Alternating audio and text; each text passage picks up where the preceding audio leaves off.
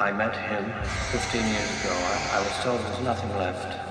No reason, no conscience, no understanding, and even the most rudimentary sense of life or death, of good or evil, right or wrong.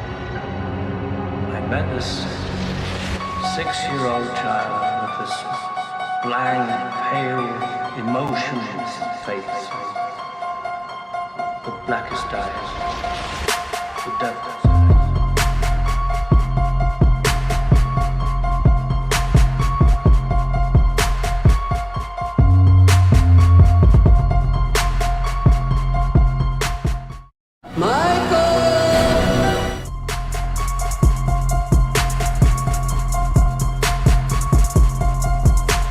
You don't believe in the boogeyman?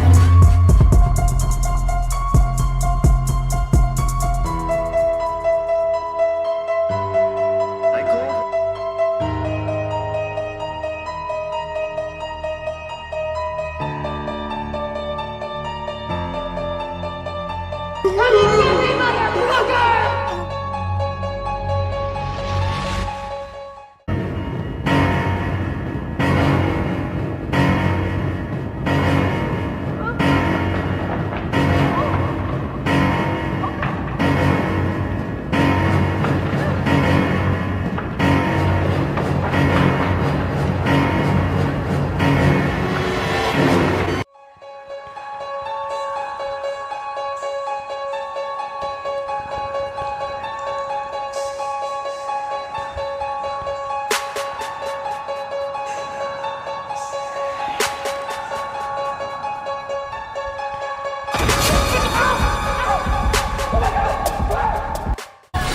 I waited for him.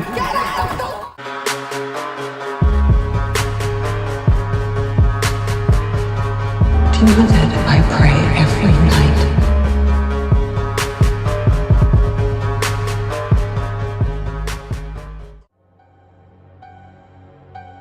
I'm getting another fucker.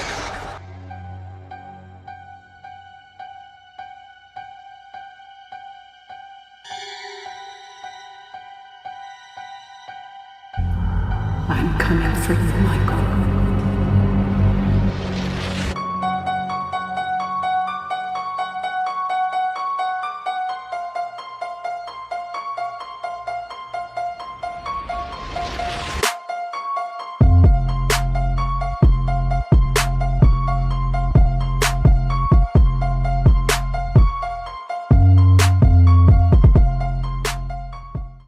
Let him come for me. Let him take my head as I take his.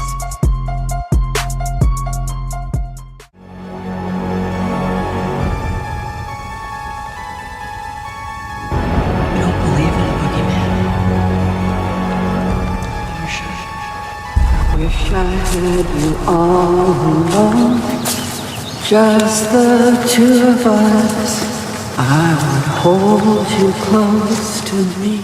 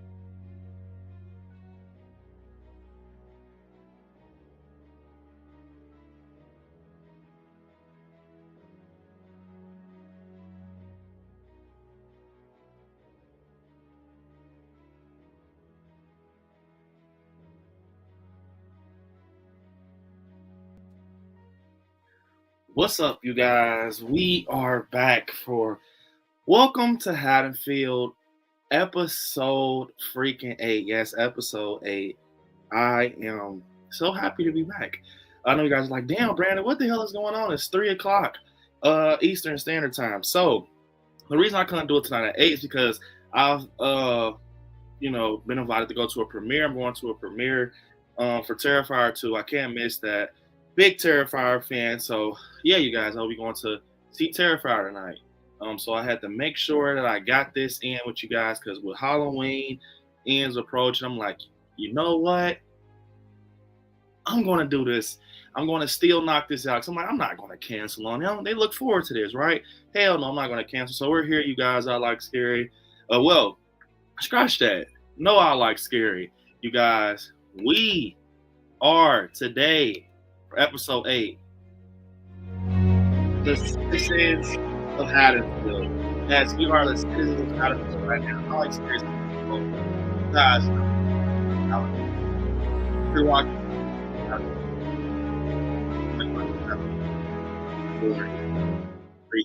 Michael Myers. Yes, I cannot wait because, I mean, it has to be talked about, right? The movies, the movies around the corner. We're happy, we're excited, we got our tickets. Why not? So, yeah, you guys.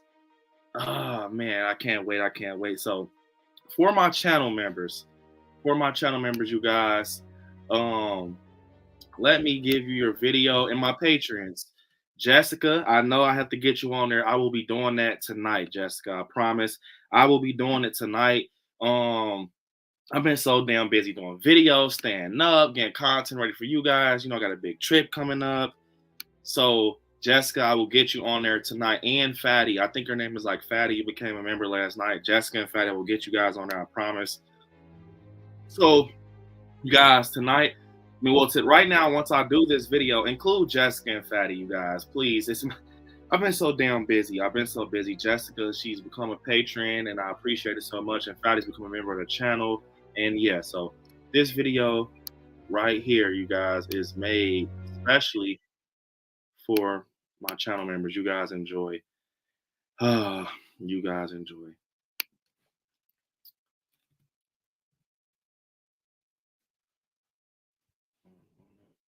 My hands are so full. Here we go. This is for my channel members and my patrons.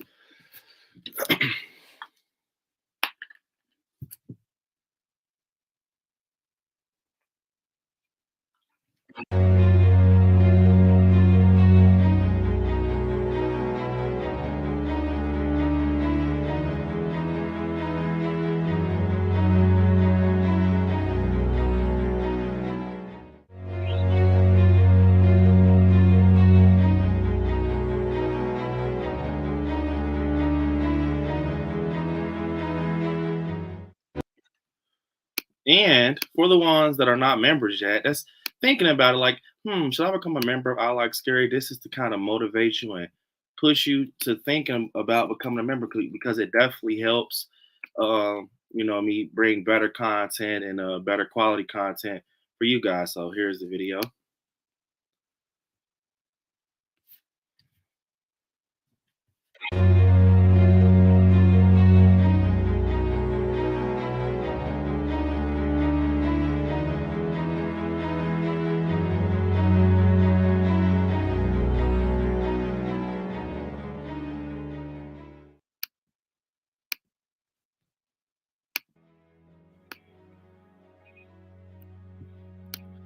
Got a little Halloween tunes in the back. Think it'll be cool, fit the vibe, have us, in the mood for this stream. You guys in the chat, let me know if that's too loud for you, or can you hear it or anything? I want to make sure you guys can hear it, or let me know if it's too loud, or kind of like overdoes my voice. It kind of puts my voice in the background. You hear more of the music. Just let me know, so I can make sure.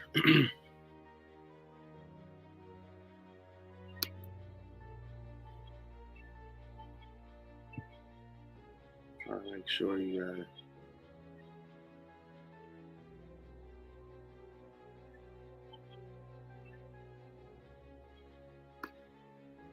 Make sure you guys can hear it, all right?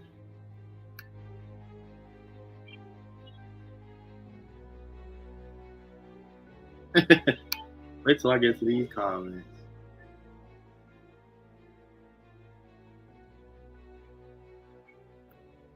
How is that, you guys? That should be good. That should be good. Let me know if that's good. It's not draining out my voice or nothing. Just want to make sure. All right. We're good. We're good. Make sure I don't drain out my voice. So, we get to everyone in the chat. Kirsten saying, hey, everyone, don't forget to smash that like button. You guys love Kirsten. Definitely, Kirsten. I appreciate it. Happy to see you. Happy to see you. We have Fetto Hideous Guy. That name is freaking crazy, man. That's very different. What's up, man? What is up, man? What's up, man? Happy to have you on the chat. Got Jessica in here, so let's get ready to rumble. That's right, Jessica. I got a great feeling about today's stream. Got Batman Arkham content saying hello. What's up, Batman? Then we got my guy, my brother Jay saying, hey, B. Hey, everyone. What is up, Jay? We had such a great time last night watching 78. You guys love Jay. What is up, Jay?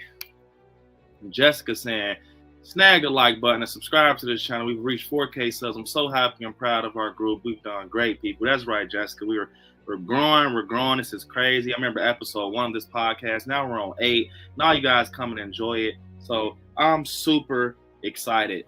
We got 20 people watching with 22 likes. We're killing it. So definitely, if you guys haven't liked and you're new and you just jumped in the stream, definitely like it. Our goal is definitely 78. Every Welcome to Haddonfield episode, we're doing 78. So 78 likes, you guys. We can get it. We got it every stream. Let me see.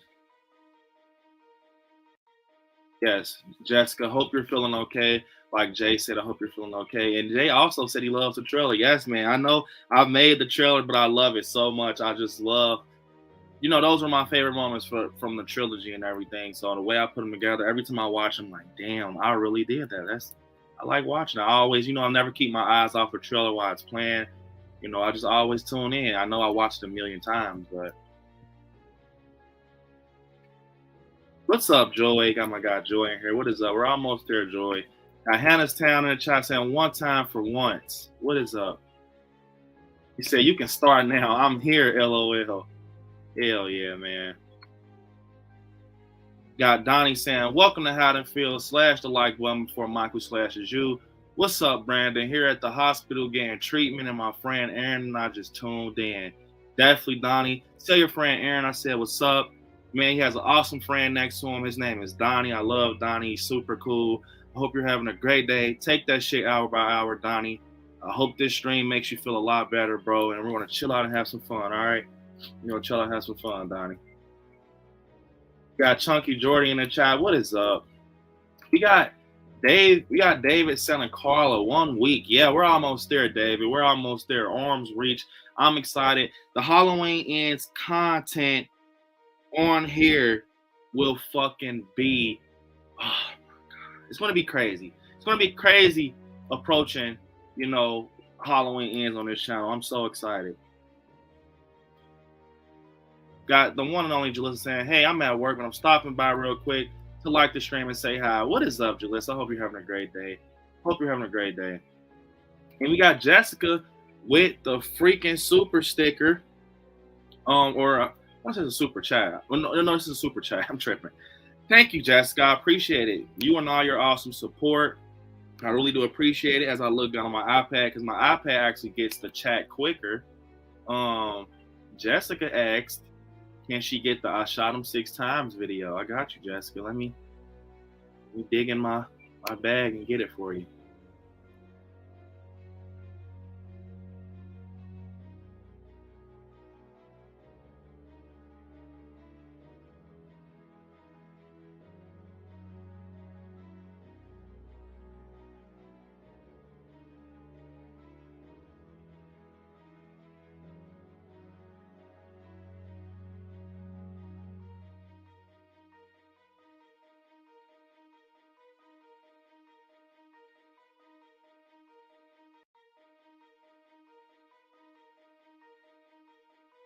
Hold up, Jessica. Be patient. I got you.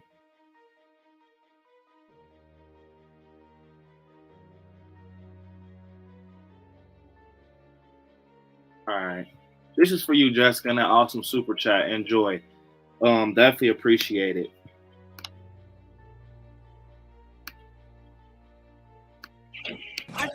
I shot him 6 times. 6 times. 6 times. Can't have gotten very far. Come on. 6 times. I shot him in the heart. I shot him in the 6 times. I shot him in the heart. I shot him in the 6 times. Can't have gotten very far. Come on. This man is, he's not human. Shot him in the 6 times. Shot him in the 6 times. Shot him in the 6 times. Shot him in the... Can't have gotten very far. Come on. Not human. Shot him in the 6 times. Shot him in the 6 times.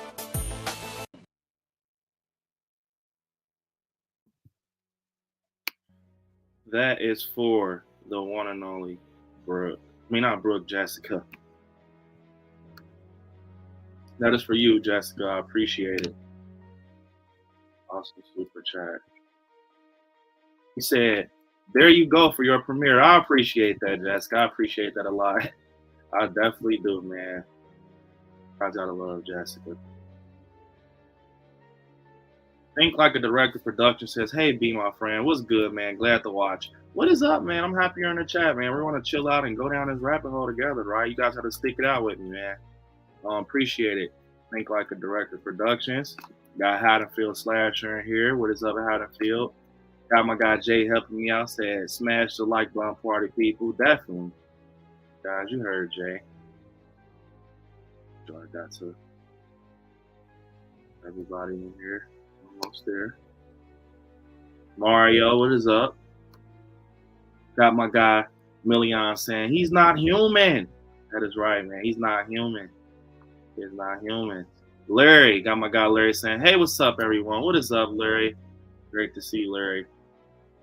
So, before we lock in, I like Scary. We're at 26. If you haven't liked, definitely like. The goal is 78.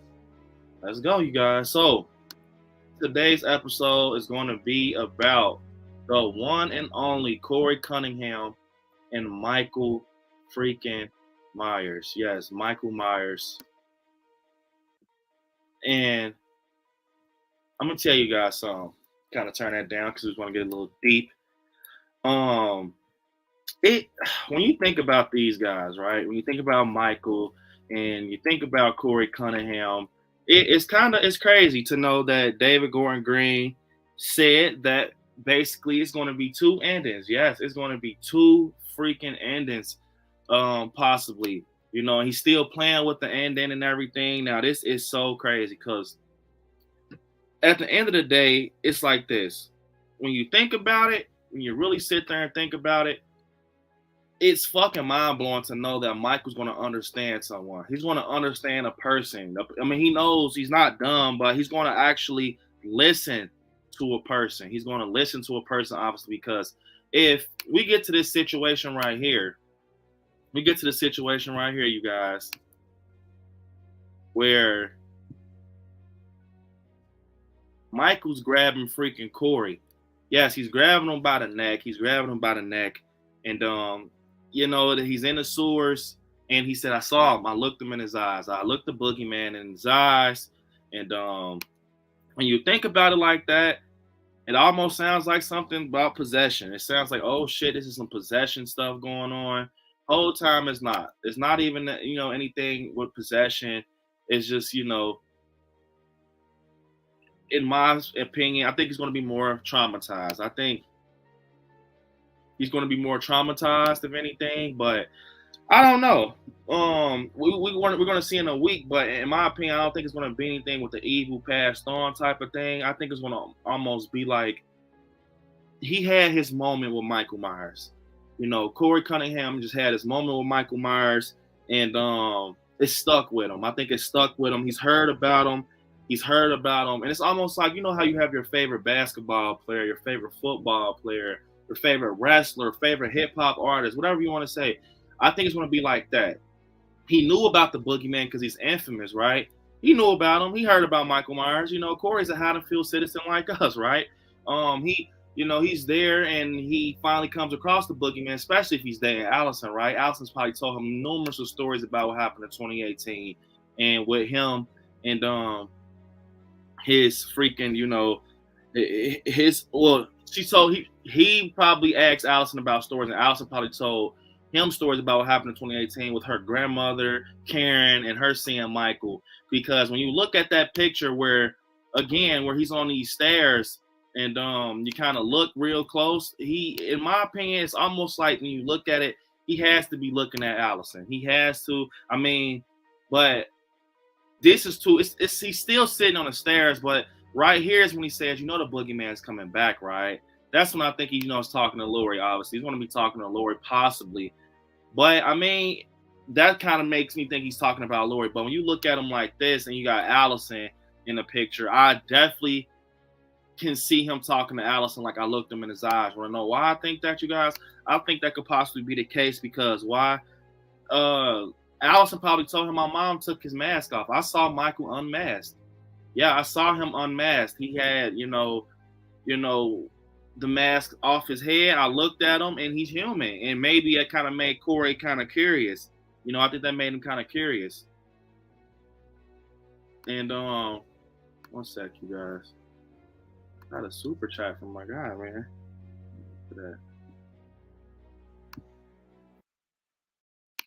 I got a super chat from my guy Shape, man. What is up, Shape? Let me get to that, man. Oh my God, Shape saying the boogeyman's coming, the boogeyman's helper. Yeah, the boogeyman is coming, Shape, and he's coming next week. And I can't wait. It's almost here. It's almost time for us to see the story, the myth, the legend of man come back home. It felt just like yesterday. We were in the theaters watching Kills, and now we're about to be in the theaters watching fucking Halloween Ends. This is going to be crazy. I really think this is going to be something else.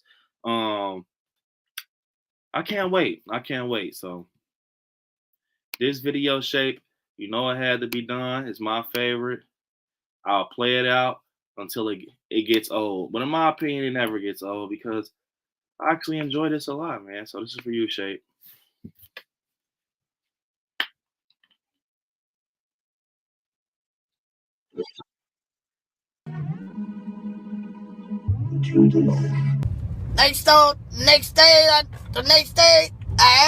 Next day, the motherfucker was dead. What the hell? Oh my God. What was the word? Yeah.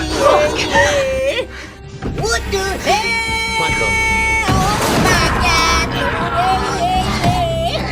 God. Got him!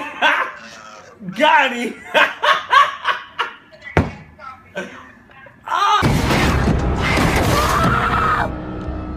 Damn! Yeah, this from my guy Shay. So, you guys, as we progress through this and think about it, all right, so we all know what's going on with this possibly. The tone of it. I think everyone's aware about the copycat and everything. Now, we're trying to sit here and figure out this stream because we know nothing. We haven't seen the movie yet. This stream is more of us trying to figure out how's this shit going to come together. Now, all I can say is with this, you guys, I'm going to keep saying it. I'm going to stick to it because it's all there, right? It's all there. And it's one thing that shows me, and it's this guy right here. If you guys wonder how I figure out a lot of stuff about Corey and Halloween Ends, it's him right here. Fucking Arnie Cunningham. It's so, in my opinion, it's so fucking similar. And we only seen trailers. We only heard about synopsis. We only heard from directors and the tone of it. We you know what I'm saying? We haven't heard too much, but we can obviously speculate, right? So when I just see this guy right here and what came about with Christine, now I don't know if any of you guys seen Christine. I mean, you should. You're a horror fan. And you look at Corey Cunningham, they have the same last name, they have the same get up. They look very similar in my opinion, silhouette wise and everything. So when you think about it like this, you guys. With Christine, we get this kid, Arnie Cunningham, he gets bullied. You know, he gets bullied, but he finds something he finally loves. He finds something that he loves a lot, and you know, he comes across and he doesn't want to let it go. Yeah, he doesn't want to let it go. And when he finally gets this Plymouth Fury, it's all jacked up. He has his best friend next to him, and you know, his best friend's telling him, the guy who works at the junkyard, he's like, man, no, don't do that, man. He's not. Come on, man. He doesn't know what he's doing. He doesn't know what's going on. Don't sell him the car. You see the car is fucked. And when you think about it, I want to say at Christine, they said someone actually passed away in the car. I want to say I can't remember, but Arnie was so set on having that. He was so set on having it. He wanted it. He could have had any other car. He wanted that Plymouth Fury. He liked it, and he had it. So once he got it, what happened, you guys? And this is when it kind of play into, you know, Halloween ends. He ended up going to a junkyard and got a job there because he wanted to basically get his car fixed. But the owner told him basically that, you know, he told him, like, you can work here and work it off. You can work here and work it off. You know, stay here and work at the junkyard. Now I was thinking, okay, it can be a lot of things with this movie. Now, once Corey comes across Michael Myers, once he comes across him, you kind of think like, holy shit, he obviously escapes. He obviously escapes the, you know, the thing. He actually, the whatever, the it. They call Michael a fucking it. He escapes him because, or whatever, he gets away, or Michael just lets him go off scot-free. Because I'm tell you why. First off, I see a super chat, and it's so crazy. I was just about to bring this up, Jessica. Jessica saying, did you see Corey in the cave standing by Myers? That is so crazy, Jessica. I was about to just pull that picture up. There, you know, you kind of see this, and this kind of shows you that the Corey character gets away. Because when you look at this picture right here, this is definitely after Michael chokes his ass out. All right. This picture right here is definitely after Michael chokes him out. Now the question is, you guys, what does Corey possibly say to Michael to make him stop? Michael is a beast. He's a killer. He kills anybody. We never seen, I mean, we kind of see it in the franchise. Now, I don't know if they're going to try to dig into that, like, you know, on those Halloween 5s and shit. You know, that's when you kind of, in Resurrection, Michael kind of stops. You know, he kind of stops once you kind of talk to him and stuff like that. But going from this to him just standing there watching Michael kill, we have to figure out what the hell he says down there to stop this man right here. What does he say to stop Michael Myers? Now, I don't know how it can go. And Jessica, this kind of is piggybacking off what you know want to, you know, talk about with your super chat and everything. I personally think that it's going to be almost like a distraction. You know, it could possibly be something like a distraction along the lines, because when you think about it, the guy comes in. The guy comes in. Yes, he comes in. And what I mean, you know, by distraction is if you kind of look, I'm going to show you. Everyone in the chat, comment down below. Is the music annoying? If the music is annoying, I will definitely take it out. I just thought it would be cool for you guys to hear some little, you know, Halloween, soft, like Halloween theme music. I think it would have been cool to do that while we're on, you know, Welcome to Haddonfield. I only do this on Welcome to Haddonfield. But if you guys think, you know, it's it's kind of taken away from it, I will definitely turn that shit off. But we kind of get, let me see. Yeah, we get him standing right here, right? We get Corey standing right here. Wow. You see fucking Corey standing right there, and he's watching Michael complete a kill on the guy. You see him. You're right, you know, you see him, and then you kind of go right here, look.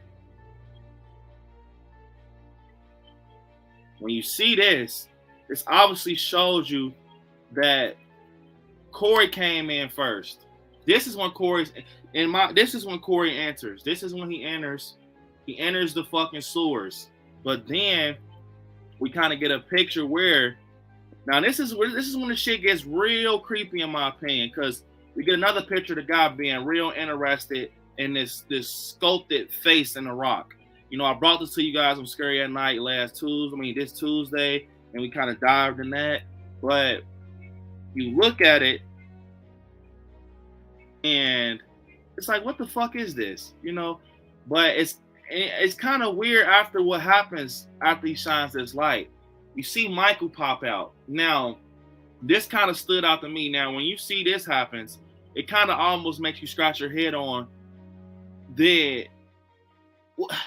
was it like an issue or something going on when Corey, like, okay, Michael chokes him, right? He chokes him and he puts him on the ground. Obviously, Corey gets away somehow, some way. It's just like, was it something where Corey was like, hey, I'm not one of them. I think it's going to be something along the lines, if I can kind of think on it. I think that Corey's going to kind of try to make Michael see the bigger picture. He's going to kind of make Michael see like, hey, we're the same. Haddonfield hates me too. Haddonfield hates me too. They want to kill me too. You know, because I told you guys that, you know, Corey's going to get bullied. And it's probably going to be different to think about it like this, because we had Dr. Zartane. Now, this is where the rabbit hole gets deeper. You guys, we got to stay here. We got to lock in. It's not like Michael doesn't kill people that worships him. You know what I'm saying? Like, it's not like, you know, Michael doesn't kill people that worships him, because he killed Dr. Zartane, right? So Dr. Zartane and Corey, they have to be somewhat different. It has to be something that Corey has that Dr. Zartane doesn't have. Because even Dr. Zartane killed with the mask on. And Michael was aware of that.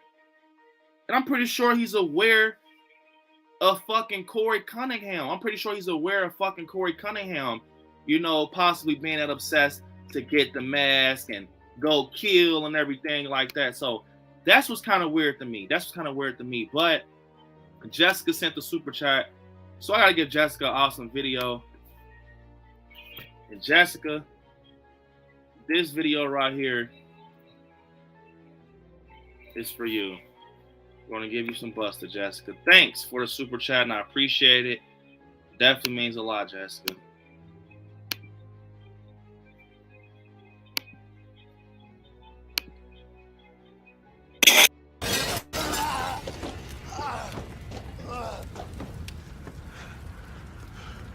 Trick or treat, motherfucker.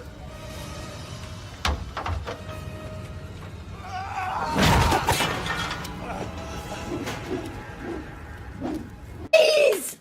Jesus Christ. That's for you, Jessica. But we kind of, you know, got Kevin in here saying, I always wondered in Halloween 2018 why Michael doesn't kill Allison in the back of the cop car and go straight to Zartane. I almost want to say it's because he touched his mask or something like that. But Michael kills anybody. You know, Michael does, Kevin. He kills anybody. And this is kind of, you know, what makes me think that this shit is getting deep. As I thought about this last night, Dr. Zartane did not get away from Michael. And he showed Michael that he can kill like him. And he wasn't, you know, like the others. But he still killed him. So if Corey's that same way, by the way, hey, Darcy, you guys got to love Darcy's in the chat chilling with us. Jessica saying this channel helps me from my depression. I really enjoy talking to all of you. Definitely, Jessica. I'm happy that we can help you fight through that shit, fight through it, and we're here for you. We're here for you, Jessica. No worries. We're here chilling out, talking, you know, Halloween.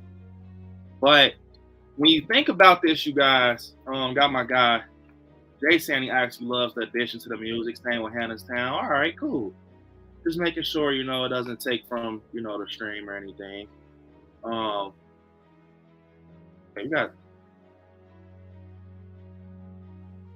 We got 31 likes, you guys, with 32 people watching. If you guys haven't liked, definitely consider liking it. It definitely helps. Got my guy Million saying that I think Michael believes Sartain may be trying to take him back to Smith's Grove when he wakes him up in the cop car, which is a great point. That is a great point, Million. That is a great point, because when you think about it, when you really just sit there and think about it, he probably was like, "You're not taking me back." That makes a perfect point what Million just said, you guys. So that's probably why he kills Dr. Zartain, and he's not going to take out Corey just yet immediately, because he's like, "You're trying to take me back somewhere I was locked up for 40 years like a fucking animal. I'm not dealing with you." Corey, on the other end, I don't give a fuck, you know. So that makes sense, Million. We got another super chat from Classic Cinema Fan with $10 saying, "Which film do you prefer, Goodfellas or The Godfather?" Goodfellas or The Godfather?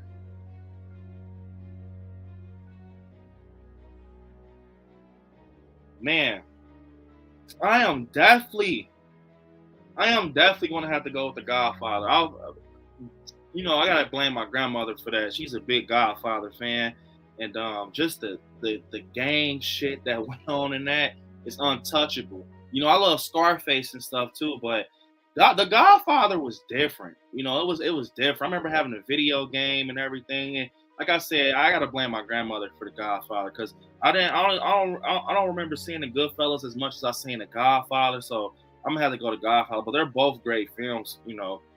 But The Godfather still stands tall in modern day, in my opinion. You could pop that motherfucker on and just, you know, feel like, oh shit, this is still standing tall in modern day. So I'm gonna have to go to Godfather, Classic Cinema Fan, man. What about you? Comment down below. I appreciate this super chat too, man. I really do. And that's another thing about me, you guys. I love, like, you know, gang and crime movies too. You know, I like comedy, but gang and crime, I kind of watch those when I get a chance. So I appreciate it, Classic Cinema Fan. I'll give you a video.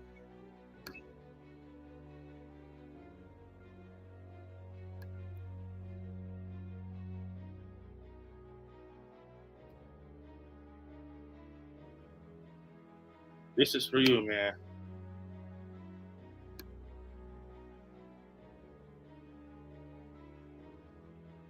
Sucker.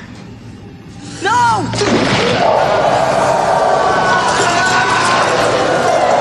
You broke my heart. It's okay. You broke my heart.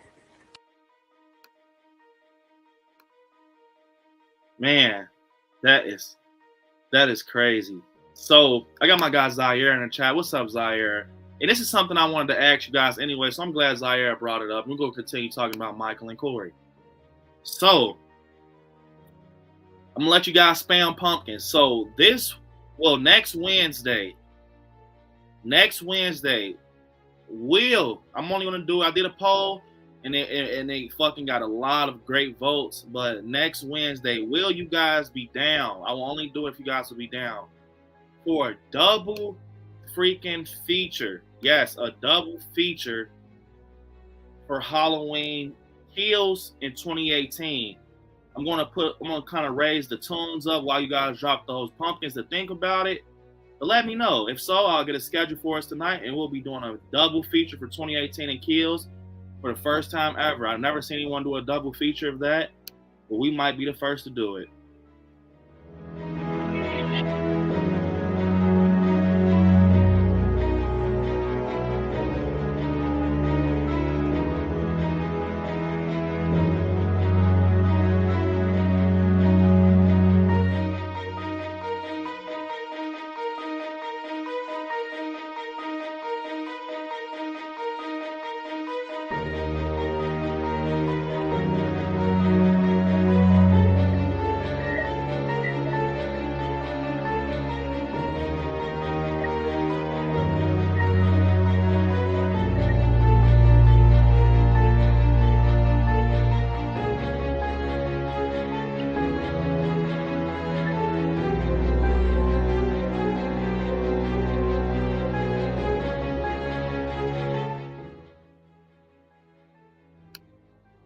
So I see you guys spamming the pumpkin. So there we are. We have it. We will be doing next Wednesday Yes, that's right. Next Wednesday, the day before I go see Halloween ends, and many of you guys, we will be watching a double feature, 2018 and Kills, and it will give us the best refresher ever. I will have a schedule after this stream. You guys get your snacks, lock that date in on your calendars. We had a fuck last night. Let me tell you guys something. Let me fucking tell you guys something. This is mind blowing. Jay, I know you're still here hanging out with me, bro. Last night was so fucking fun for us to just do a watch party, a 78 watch party, and it just came out that fucking great. Everyone in the chat interacting, talking about their favorite scenes. It was like we were literally watching this shit together. It was literally like we were watching this shit together. It was so damn fun. It was so fun. We closed it out. We kind of talked about it. Yes. It's crazy. So Jay, I see that Jay saying that it was a Wednesday so I could make it. So Jay, I don't want to put you on spot right now, but let me know if you can make that double feature watch party, man. It was fun having you on, with Shape and Terry. I'll definitely bring those two guys on again. But I see those pumpkins are being dropped. You guys, we're going to do it. We're going to fucking do it, all right? How about that? We're going to do it. We got Jessica with the super sticker, 99-cent super sticker. Jessica, you're fucking killing it today. You guys gotta love Jessica. And the way she supports the channel is fucking mind-blowing. The way she loves Halloween is mind-blowing. The way all you guys support is fucking amazing. It seems like we're all family here, and it's so weird. It is so weird, how when we're doing these streams, it feels like we're together in one room with pizza and a soda and some candy. Or it's so powerful what streaming can do, and how close it's done brought people through the chat. You do not know how many people hits me, how many of you guys hits me up saying how I brought you guys to make friends through the channel, which I think is fucking mind blowing. I think it's mind blowing, man. And I just want you guys to know that stuff like that makes me happy that we all can, be friends through this. So, yeah. Jessica, for that, I got to give you some Halloween 4. I appreciate the super sticker. You're killing it today. You guys got to love Jessica.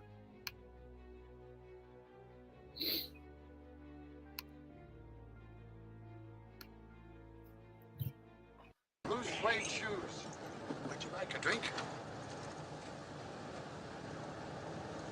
Yes, we'll gather at the river, the beautiful, beautiful river. Gather with the saints at the river. That's for you, Jessica. And then we got another freaking super chat from Classic Cinema Fans. So I choose Goodfellas.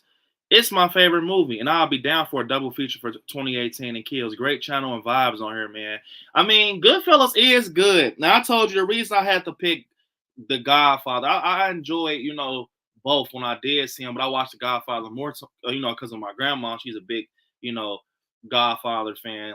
And, Goodfellas is good. And I know a lot of people that my uncle actually is a Goodfellas fan. He likes the Goodfellas. But it's like something with The Godfather, man, that the way they did the gang setup and that was so different, and it stands tall still in 2022. People still, refer to The Godfather. Like I hear it in so many fucking, documentaries. People and it's a movie. It's a movie.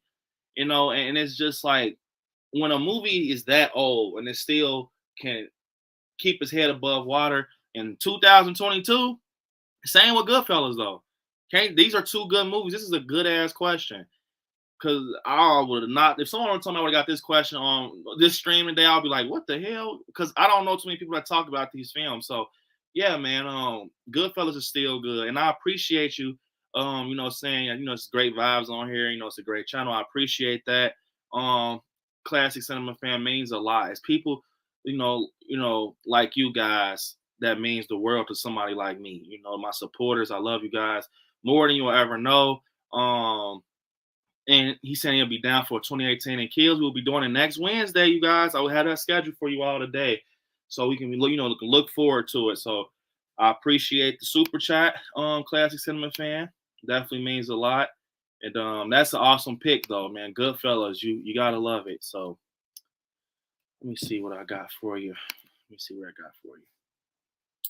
I think I got something cool. One moment.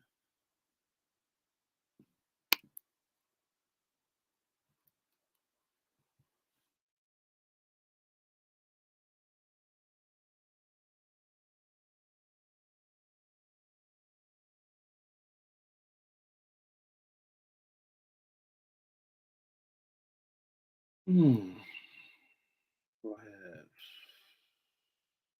All right, this is for you, Classic Cinema Fan. Enjoy.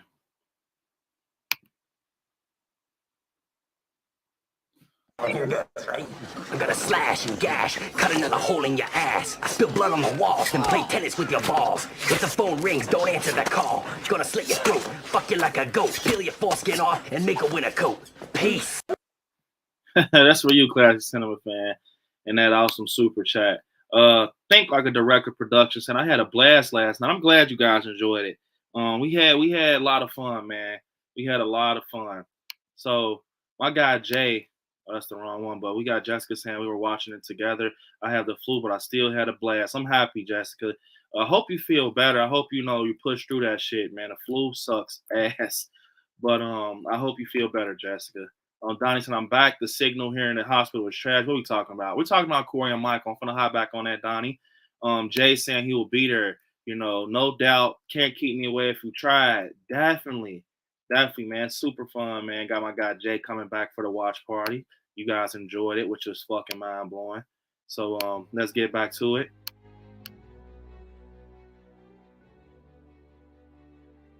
So we go back to where I was saying with Corey and Michael. Now, I told you guys in speculation, I don't know if you guys are fans of this, that I think that possibly that the guy with the flashlight, now it could be two things. It can possibly be this guy right here that's getting killed by Michael, Corey's dad. Yes, Corey's watching his dad die, because you want to know why? I speculated that maybe Corey's dad is abusive. Yeah, Corey's dad's probably abusive. Maybe that's why he has this mark right here under his eye.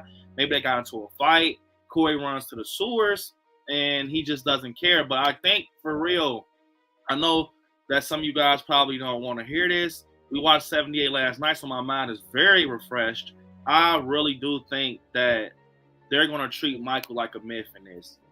Yeah, they're going to treat Michael like a myth, like we watched last night in 78, how, Loomis is like, I did. He's talking to him like he was in the past, but Michael's still out there. You know what I'm saying? I think that's how they're going to treat Michael, because, I know it's a 4-year time jump, but when you think about it, yes, a 4-year time jump, but the shit would just happen. 4 years is not that long. Now 10 years is long, but you see how Loomis was referring to him like it was something in the past, and Tommy Doyle, it's the boogeyman. That's the Myers house. You can't go over there. It's like, I think that's how they're going to treat Michael, but it's not going to be like that fucking thing where he's just like out there. They're going to treat him like a myth. What I mean by myth, it's like Bigfoot. They're going to treat him like Bigfoot or whatever. They're going to say, Michael, he never caught him after what he did to the mob. They never caught him what he did, that night of Halloween Kills. They never caught him after he killed Judy Greer. He just still out there. And now this kind of makes it kind of fucking mind blowing. Now, Michael always goes home. He always goes home, right? He always goes home. He makes his way back home. When you think about this, when you really think about this, 2018 and Kills is one big ass movie.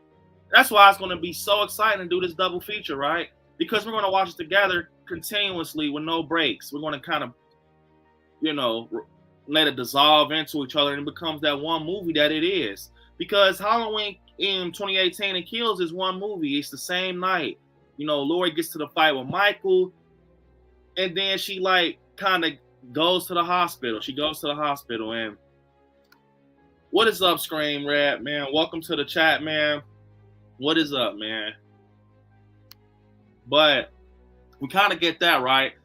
And it's the same night, and then this happens with Judy Greer. This mind-blowing shit. What's up, Craven? Something scary, man. He says he's here. What is up? Got my guy Terry in the chat. What's up, Terry? If you guys are new and just joining, definitely like the video. We're trying to get to 70 likes like we always do. Citizens of Haddonfield. We're at 35 right now. So, yeah, you guys. Well, a lot of you guys are popping in here. What's up, Tariq, man? What is up, man? Got Tariq in here. What's up? But yeah, you kind of think about it like that, right? And then we got this the same night. Now, it's going to be a 4-year time jump.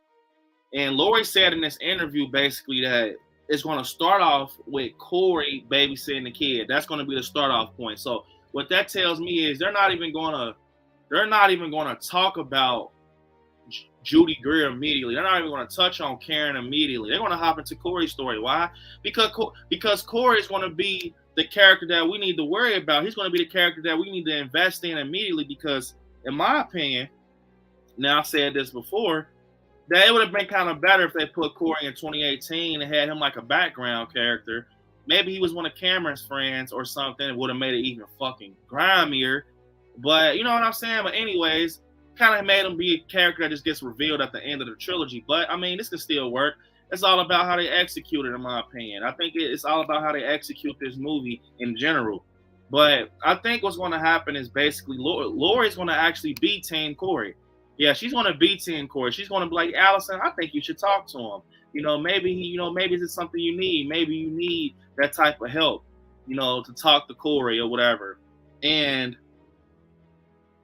I really do just think, though, along the lines, now I even touched on the fact that what if Dr. Mathis, because we don't hear too much about Dr. Mathis, this guy right here, he's Lori's freaking doctor. He's talking to Lori about these situations that happen. He's he probably even the one who, believe it or not, probably pushes Lori to kind of go forward and push forward with her fucking memoir. He probably tells her this will help you, talk about it. Say, talk about it and just, I don't know. You gotta just think of it like this. He probably tells her maybe this memoir will help you if you put it on paper. A lot of doctors and shit say stuff like that, and she decides to progress with it and everything. And maybe her and Corey share the same trauma. Because obviously if Corey is going to be fucking dealing with him being accused of something and just, it's all type of PTSD out there. It doesn't have to be just because you lost somebody. You can have PTSD off of situations and everything. So I just feel like, to be honest, when you think about it and you really just lock in, they can possibly be in cahoots, all three. Now, it doesn't have to be that. We're going to talk about something else that's fucking deep. Say if Dr. Mathis says, you know what? I see that your granddaughter, maybe Allison drops off Lori. Maybe Allison and Corey's in the same car with her, and they drop Lori off to her appointment or some shit. I don't know. This is how life works. The way I speculate out things that I see. Me being a fan, me seeing how John Carpenter's work is. John Carpenter kind of films his films and write his films off of reality.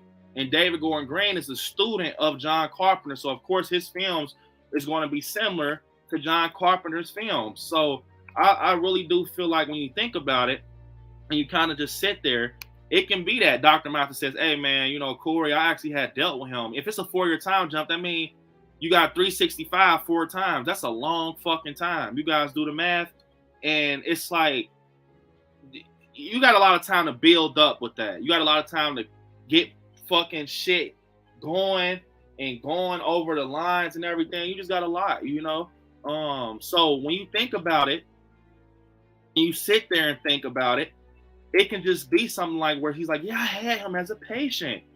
Yeah, Corey Cunningham. I remember I had him and he was dealing with something he was accused of. He was trying to fight through, trying to figure out, what was going on with him. And he even, it's going to tie into my theory, he even had some parent problems. His parents wasn't there. His parents wasn't there. As I talked to him and, I kind of got in his brain, he didn't have any parents. His parents wasn't supportive through his situation. He had no one. So I dealt with Corey and I kind of dived in his mind. I dived in Corey's mind and see, and I found out that Corey actually needs help. He needs help. He's no longer the same, you know.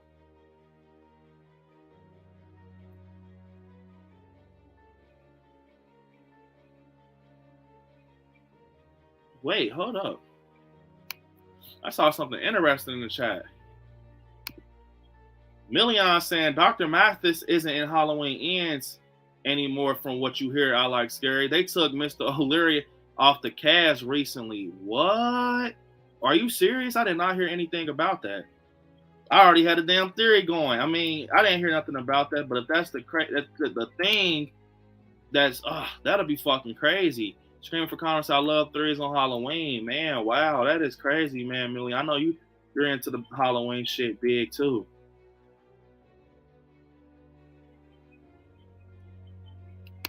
My guy Jay saying, you always blow my mind with these awesome theories. So fucking excited to go to that cinema and see how it ends.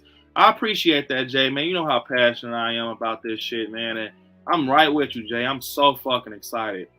But wow, you know, wow fucking dumb.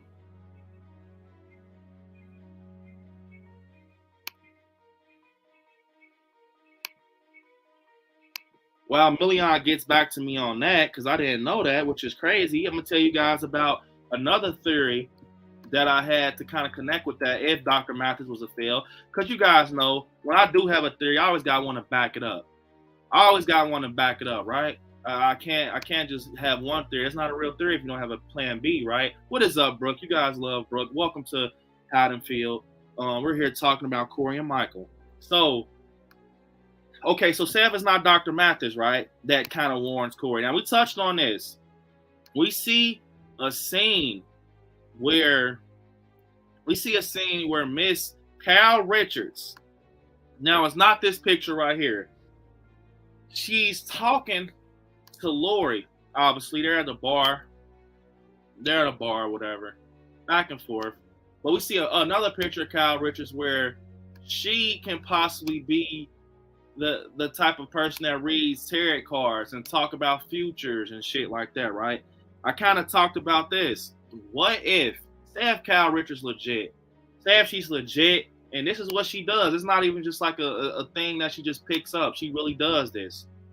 But she tells Lori, like, you know, and this is why Lori says it in this scene. She says, I was certain I seen him. So obviously, Cal Richards is fighting her back like it's not Michael this time. Follow me. You guys got to follow me because we're in this rabbit hole. There's no going out. She says basically, you know, that I saw him, I was certain. But Cal Richards tells her if she's doing tarot cards, and she can really feel it. And she's like, you know, basically, it's not Michael this time. That's why you get Lori saying, you know, it feels different. It feels different. He's more dangerous. You know, and what you guys got to realize about this, when Lori's saying it feels different and he feels more dangerous, is because Michael's never in the inside of the circle. He's always on the outside killing. You know what I'm saying? He's always on the outside killing. He's never in the inside loop. He's not a part of the circle. He's not a part of them. He just comes in and he kills. You know what I'm saying? But I think what Lori meant by that is that he's more dangerous, is that I think that it's because he's closer to home, but it's not Michael, it's Corey Cunningham. And Corey Cunningham is dating your granddaughter. So you can't like make the decision off of that, because your granddaughter's obviously in love and she's fucking with somebody. You know, it's, you know what I'm saying? So she will not be able to make a decision like, oh, you can't talk to him, it's Michael Myers. You can't do that. It's a regular kid. So you're gonna have to have proof. And I think that's why we kind of get a lot of those scenes where, you know, Allison's not being how we thought she would be. She, you know, one of the craziest times we see Allison, she's on her grandmother's ass. She's on her grandmother's ass. You know, you're obsessed with death. You're obsessed with death. You haven't moved on. And I think what the case is going to be when she says she's obsessed with death, because maybe I can see Lori telling Allison and reminding Allison about what she's been hearing about Corey. Like, he's been accused of killing someone. You know, that's something she might hear through the vessels of Haddonfield. You know, yeah, this kid killed someone. And she's going to find out, obviously. It's going to be out there if they're dating. And I think it's going to be something like that. Why would you date a killer, Allison, if he's accused? I don't give a fuck if he isn't accused. It can go that way. It can literally go that way where Lori's like, I'll rip, she doesn't want to fuck with Corey because of his resume. Or it can go this way where she actually wants to get involved and help Corey because of his situation and what he's going through and him being innocent. And she doesn't mind him dating Allison in the beginning. She doesn't mind him dating Allison. She actually, rooting for that situation. And then what will happen is that some energy changes. I think the proof to see what's going to happen with this is that some energy is going to change, you guys. And that's just the case. And I think when she sees the energy change, right? You guys got to follow me. When she sees the energy change, that she's going to notify Allison about it. And I keep telling you guys, I think it's going to be a situation with Allison. Okay, it's going to be a situation with Michael and not Michael, with Corey and Lori. It's going to be a situation where if Allison's out, right, and she's doing shit with Corey, right, and then say if Corey's waiting for her, like we get that scene where Corey's actually creeping up behind Lori and he's outside. He's like, oh, I'm just waiting for Allison. We didn't see what happened after that. We didn't see what happened after that. Now, what's so fucking crazy is when you see that scene, oh man, this is some crazy ass shit. I just thought about it. I don't even got the picture on here if you guys know what I'm talking about. When you see that scene when Corey's behind Lori, he has like a mark under his face. And that's how I've been kind of like rounding up the shit that's going on with Corey's because of this mark under his face. But when you look at it, yeah, he has a mark under his face. And, to kind of make it quicker, I'll just pull it up on my phone and show you guys.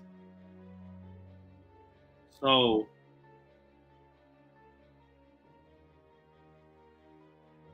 be patient. Right here. He kind of creeps up behind Lori.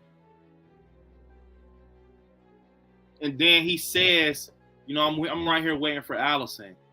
So I think right there can be a little situation where she's like, Allison is not going anywhere with you type of thing. Allison's not going anywhere with you. I think it's going to be that because we get in that NBC special, he's sitting like on the floor and he's like, you did this. Like almost like maybe like Lori's and him and Lori had some type of shit going on. And it's like, he's telling like, you did this. You should have stayed away. You should have just stayed out of it. I think it's going to almost be like, it's going to almost be like, he's trying to take Lori out the picture because he wants Allison to herself. Because think about it, you guys. If Corey, now, you got to think real close. You got to think real close about this. If Corey is, being left in the dust by everybody in Haddonfield because they don't fuck with him anymore, right? What makes you think, once he gets Allison, that's his only friend, that's the only person that loves him? Especially, you got to think about it like this. If he's not getting love from his parents, he's going to want some type of love, especially if he has a fucked up family at home. So he finally finds someone who, Allison, that fucking cares about him, and fucking Lori's trying to take Corey away. He's trying to take Corey away from Allison, and then Allison loves Corey too. So it's like, get out the way. So I think it's going to be something along the lines with that. But something I think that is real crazy, and I want you guys to think about this. We're going to kind of bring in Michael now. Comment down below, I like scary. What do you guys think about Lori possibly setting up Corey? What do you guys think about Lori possibly setting up Corey freaking Cunningham? Like almost like she knows Corey's the copycat type of thing. Because I'm tell you what made me raise this question. And I didn't raise it for nothing. I'm not just talking on my ass out like scary. Oh, citizens of Haddonfield. I'm not just talking on my ass. Let me tell you why. Because when you see See if I got it. When you see this picture right here, she's obviously looking in a window. If you look, when you look in that TV spot, she's looking in a fucking window. She's looking like she's outside looking in like she's creeping type of thing. Now, I think what's going to happen, and I want you guys to touch on this. Lori says to Cal Richards, she says, I'm certain I seen Michael. I'm certain it was him. I'm certain. He says, I'm certain. I'm for sure I seen that motherfucker, right? You know what I think is going to happen? Corey's going to fuck his own self up. Corey's going to fuck himself up. And I'm going to tell you why. He's going to be the shape. He's going to put this mask on. He's going to be in Haddonfield. He's going to walk around. He's going to kill. He's going to do this. And he's going to stalk too. He's going to stalk. And I've been talking about this. In the most important scenes, the most important, what I mean by important, in my opinion, this is an important thing. This is an important scene. We got Lori sitting in the window like she was in 78. What is she looking at? She's looking at a bush. We don't see no Michael right here, though. We don't. I'll give you that. We don't see any Michael. We don't see him. But that's all they show us in this trailer. But I want to say before that, she can possibly see someone dressed like Michael. Now, this can't be Michael. I'm going to tell you why. Because Michael's in the sewers. He doesn't come back to this very moment, in my opinion.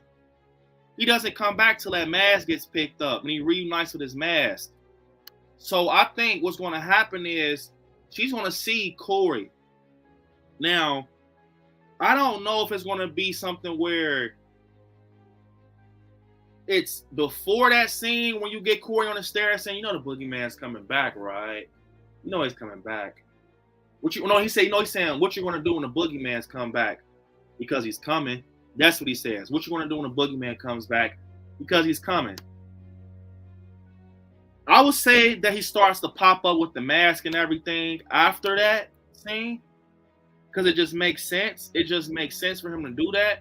But that will explain why he's so confident in asking Lori that question on what are you going to do when the boogeyman comes back. So I feel like, to be honest, that what's going to happen is that she's going to see Corey in a lot of spots. Because we get that other picture of her, like, looking we'll get a scene out the TV spot where she's looking inside this house from a different angle. And she looks over and you see someone standing by a tree. Now, I said this, I like scary. I said that for some reason, I feel like that's not Michael. As much as I want that to be Michael, as much as I wanted that to be Michael by that tree, something in my heart tells me that it's not him. It's not him. It's fucking Corey Cunningham. I don't think she sees Michael until that moment where she's leaning in the door frame and he puts the mask on, possibly. She might not even see him right there because I touched on this. And I want all you guys to touch on this because we're in a rabbit hole now. Don't leave now because we're here. Tell me this, I like scary. Tell me it, please. I want to know.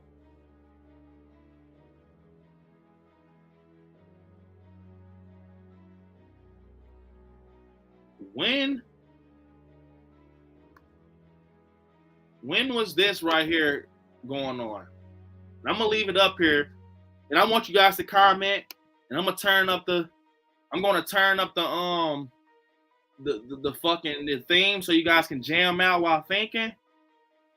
But when was this happening? If Michael comes back and puts the mask on, and the first people he see is Lori and fucking Allison and Corey, when does he get to kill the bright orange haired chick? That's the real question. That's the real test. I want you guys to tell me that.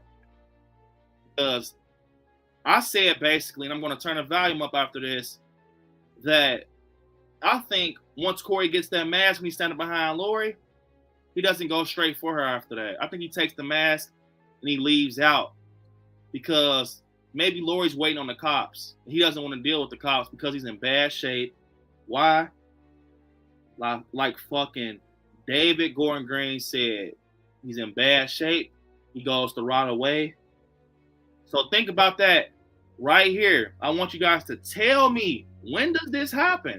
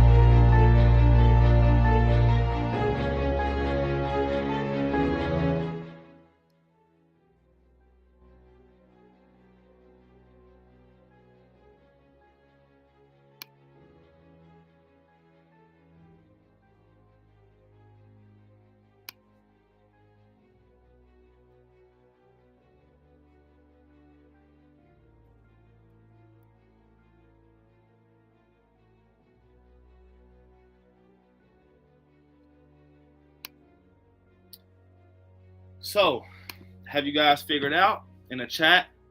I seen that the Blackest Eye says at some point, see what I'm saying? It's a lot of shit that's not adding up.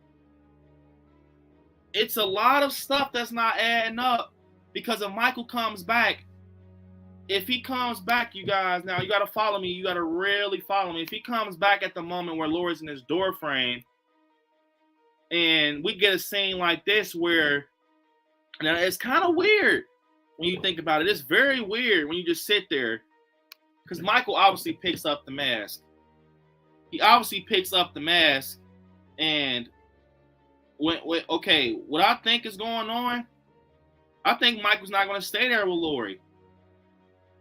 I don't think he's going to stay there with Laurie.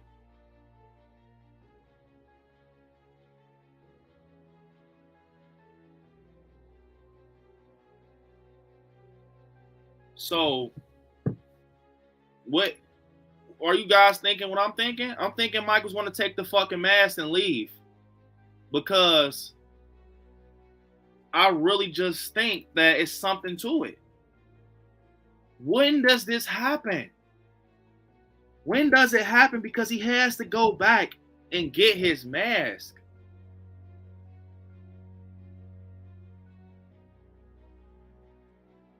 When you think about it, he has to do that.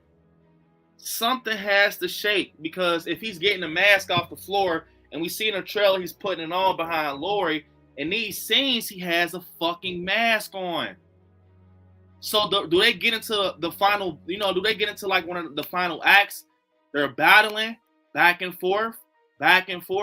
They're fighting, they're tussling, and he survives this shit and he walks away. And then she finds out, like, Michael's still not there. Now this is now, you guys, you can't leave. Don't leave. You guys agreed in the beginning. We're in a fucking rabbit hole. I think it's the deepest we've ever been on an episode in Welcome to Haddonfield. This probably is the deepest we've ever been in a rabbit hole with a fucking logic. Because when you think about it, you gotta really have some cemented shit. You gotta have some cemented shit. And I'm gonna release a video on this possibly tomorrow, what I think about it.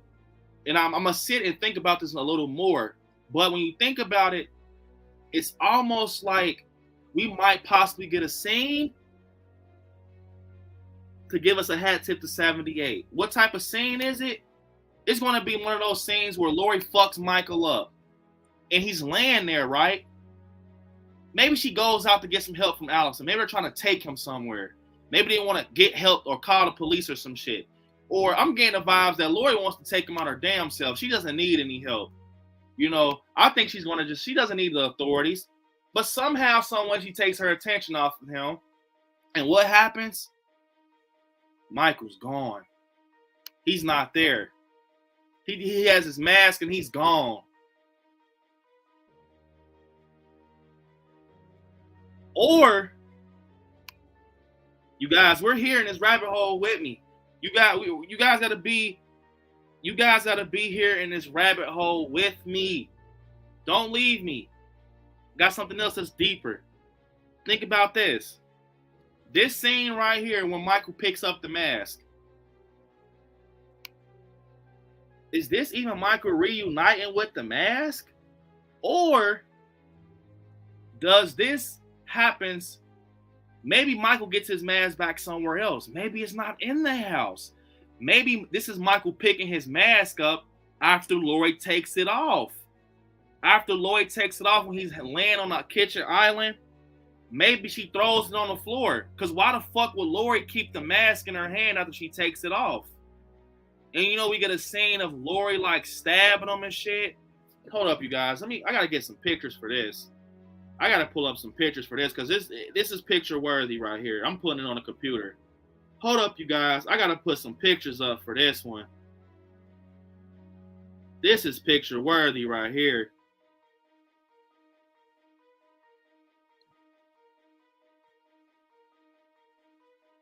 Think about this while I get these pictures uploaded, you guys. I'll give you the tunes to rock out to while I put these pictures up because we're in this rabbit hole now, man. I need good answers. Halloween Ends is almost here, you guys.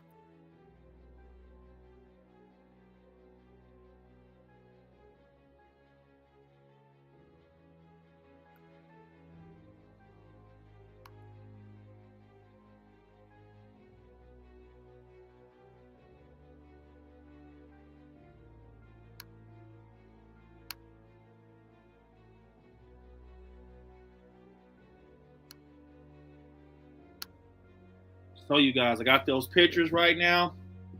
And I hope you guys got a couple of minutes to think about this shit. Now we're in this rabbit hole. So let's think about it.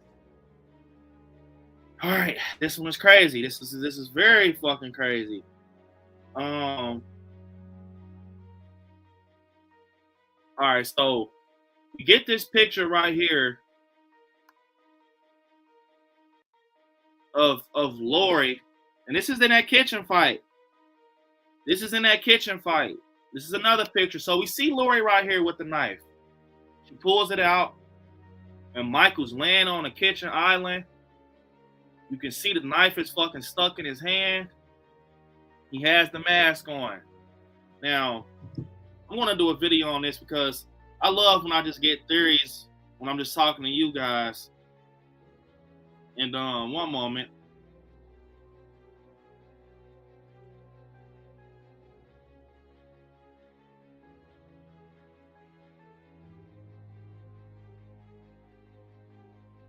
All right. So she's battling Michael, obviously. And this can show me something real deep. And remember, you guys, this theory started here on Welcome to Haddonfield. Give me credit. This is my brain.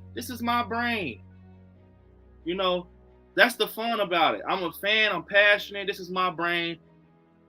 This is my theory we just came up with on episode 8 of Welcome to Haddonfield. I will be doing a pre-recorded for you guys soon. But let's get back to it, though. You know, we get Lori, and she has Michael pent. She has him pent. And then when you think about it,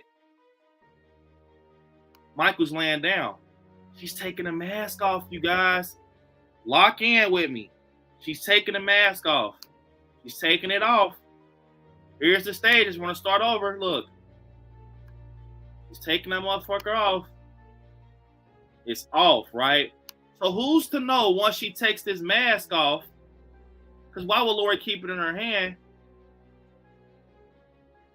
She just doesn't get the mask, and she just throws this motherfucker on the floor. She throws this mask on the floor. This is not when Michael first reunites with the mask. This is not. Maybe what happens with this right here, in my opinion, is that this is why you got to think. This is why you got to think about these theories that you put out. Because we see him grabbing the mask off the floor. We're thinking this is when Michael gets it from Corey being dead. This is when she gets it from Corey dying, and he picks it up and puts it on, like, oh, give me my fucking mask back. What if it's after him and Lori fights, and she, you know, he gets his mask back from Corey. Maybe he kills Corey outside. Maybe he kills Corey in the junkyard. Who knows? Maybe he comes across Corey in the streets of fucking Haddonfield. Maybe he comes across Corey in the streets of Haddonfield. Maybe he doesn't even come across Corey in his house. Maybe he doesn't come across Corey in his house. Maybe he just comes across him in Haddonfield, kills him, give him my fucking mask back. Then he approaches Lori. But on his way, because oh my God, let me put this in my notes. Because now this is all summing up that question we just had before that.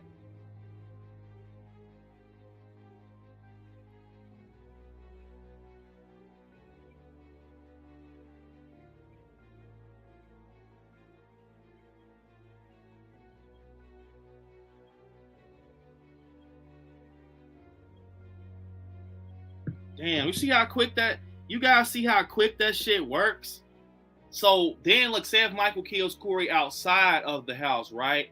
And then he takes his mask, that will be a way for fucking Corey Cunningham, once he's dead, he's out of the picture. That will explain how Michael gets into these situations, because how? Along the way of him going home, you guys, guess what? He runs into these situations of him killing the bright orange hair chick. He you know, that can be the case. That Michael kills Corey outside. you know, and then Michael comes to the house with Lori and all that shit. And then, like I said, that kind of will explain why Michael has to pick the mask off the floor. Because why? Once Lori takes it off, you know, once Lori takes this mask off, she thinks he's dead, you know, she thinks he's dead or whatever. Guess what? Michael comes back. He comes back. There it is right there. He fucking comes back. So that explains so much shit. I think I just opened a fucking door because think about it like this. That the shirt, it explains why, you know, sometimes she has this blue shirt with no scars. Because think about it.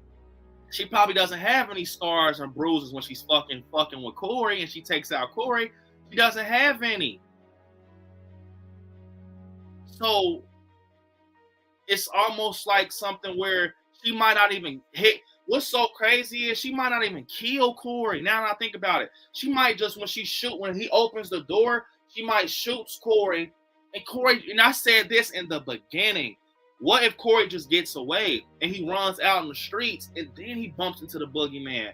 So the whole time, Lori doesn't even kill Corey. Michael kills Corey.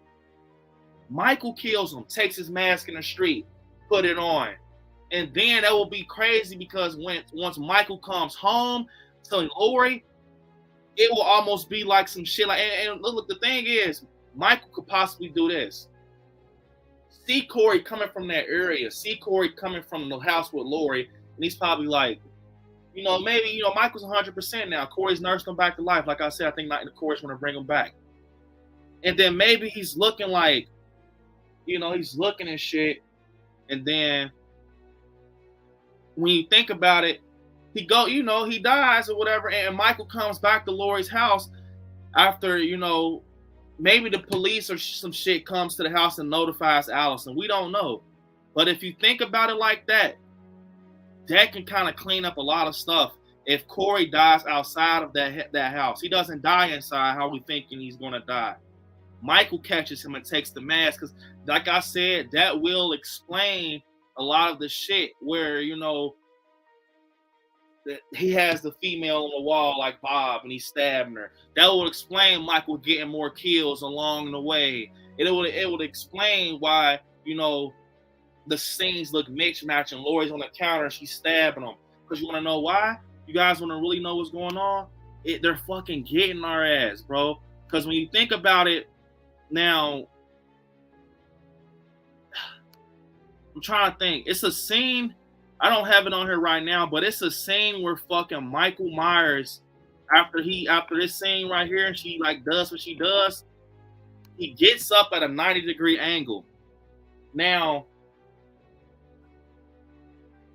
this is where it gets complicated. He gets up at a 90-degree angle. Well, a lot of people were saying that shit was filmed in reverse. Now, I don't know about all that. I'm not that invested to the point I can see if that shit is reversed. Michael's getting up reversed and all of that shit. I don't know. But he does get up at a 90-degree angle after she stabs him. Now, say if it's not reversed and he gets up. All right. So, say if he's not reversed and he gets up. See, so many fucking rabbit holes with this movie. That's why I think it's going to be probably the best one. Because we didn't even investigate this much with fucking Halloween Kills. Because what if, you know, you see him throw Lori across the counter once he throws her across, and she's probably hurt. I would imagine she's fucking hurt. And she stabs him in the hand. Who knows, through that whole battle, Michael just gets up and leaves. Especially because Michael's not dumb. What if Michael in this fight, he's not going to beat himself up. He's going to walk away sometimes. Obviously, he walked away for 4 years. So you can't say Michael doesn't know, you know. He's not dumb. He knows he's injured, like David Gordon Green said. He's hurt. So it's like almost you got to think about it like that. There's so many ways to play in that fight where Michael probably gets up and leaves because of something. But we get another scene where Allison shuts the pantry door and she's like, it's her first time seeing a boogeyman, which is crazy. So it's like, I don't know. I don't know, man. I just really don't know. It's deep when you think about it. My guy Million said, I like Scary. The shot of him on shot of Michael getting up is before she takes off the mask. And this is why I love Million. This is why I love Million right here. It's this right here why you gotta love the man himself, Million, because it helps me with my theory now. He's saying that the spridge is not on Michael yet. And that makes it cemented even more. Because when you think about it, once she takes this mask off, and Million, let me know if you agree, bro. Once she takes this mask off, and say she throws this motherfucker on the floor, and she does what she does to Michael. Maybe she stabs him. She thinks she's done. Maybe she just gives him one blow in the chest. Boom. And she thinks she's killed him like a fucking vampire or something. He's not moving. He has no mask. Maybe she's feeling like, they're obviously, and kills like, and she's in a fucking hospital bed like, we fucking killed him. We did it. Until Sheriff Barker comes in there and tells her ass, you didn't know? Michael Myers is alive. And then I'm like, what? I guarantee it's gonna be some shit like that where Lori thinks she's done it. But when Michael grabs this mask and he puts it on, that's the part they don't show us. That's the part, you know what I'm saying? That's gonna be a whole different fucking part. That's where they're getting us in this trailer. Guys, sit here and think. That's the switcheroo they're hitting us with. They're making us think when Michael picks this fucking mask up off the floor, and I give him props for that, because it can still play out that way, but in my eyes, now that I'm looking at it deeply, it looks like that's the case. It looks like that this scene is going to be after she takes the mask off of him. It's going to be after she takes it off of him. And then he goes and picks his shit back up. Like, oh, you just took my mask off? Want to tell you, like, it could be similar to this, you guys. How he did it in fucking Halloween Kills. How Karen takes the mask, she sits it in the street, he puts that motherfucker on. I think it can be like that. We're thinking that he stabby Corey, or Lori shoots Corey and he dies and something. He just takes the mask off a dead body and or she takes the mask off. It can be either one, where maybe Lori and Corey's fighting and then the mask gets took off and she sees Corey. Or it can be when she takes it off, when we see her actually taking a mask off of a person, and she just throws that motherfucker because she's in that mode where she wants to fight. She wants to kill this motherfucker. I don't got time to observe this mask or whatever. And then it's just like, think about it. It will make sense. It will just make so much sense. It's almost like it's fucking mind-blowing when you look at it like that, because if that's how it plays out in theaters, where when we see him picking up the mask, it's after he fucking he's battling Lori, that's when lights get cut on. It's like, what? Doors get open, and shit, and just like portals of theories, more theories are going to get open. You're going to fucking speculate in those movie seats once you see that, because it just knocked so much shit out of this theory speculation world, because we're thinking it's set on fucking Corey having this mask and he's fucking battling Lori upstairs. She takes it off, shoots him down the stairs, and he's laid out. It's like, what if that doesn't happen? There's nothing cemented about this. What if Michael's picking that motherfucker up after he's fighting Lori? You don't know. But I'm not saying that's cemented, but that's a possibility. It's a possibility. It is when you think about it. When you see Lori in the door frame and he picks that motherfucker up, it can be that. It's a lot of stuff I feel like they're not showing us. And it's a reason why David Gordon Green is confident in showing us all this shit. It's a reason why, because they're doing reshoots and shit like that. Something's not adding up. Something is not adding up, man.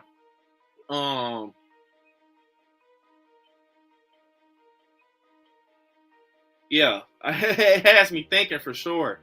It has me fucking thinking for sure, man, because Jacob Myers saying, I like Scary. What do you think about? What do you think Michael will be doing while looking for his mask during the Corey's killing spree. If he doesn't have more screen time like in 2018 in Kills, it's the Friday the 13th Part 9. I really do think what's going to happen is we're going to get Michael killing without the mask. We're going to get a lot of screen time with Michael. We're going to get a lot of screen time with James Jude Courtney. It's all about how they executed, in my opinion, because either way, Michael's not coming out that fucking sewer without that mask. And Corey's going to be out. Corey's going to be out doing him.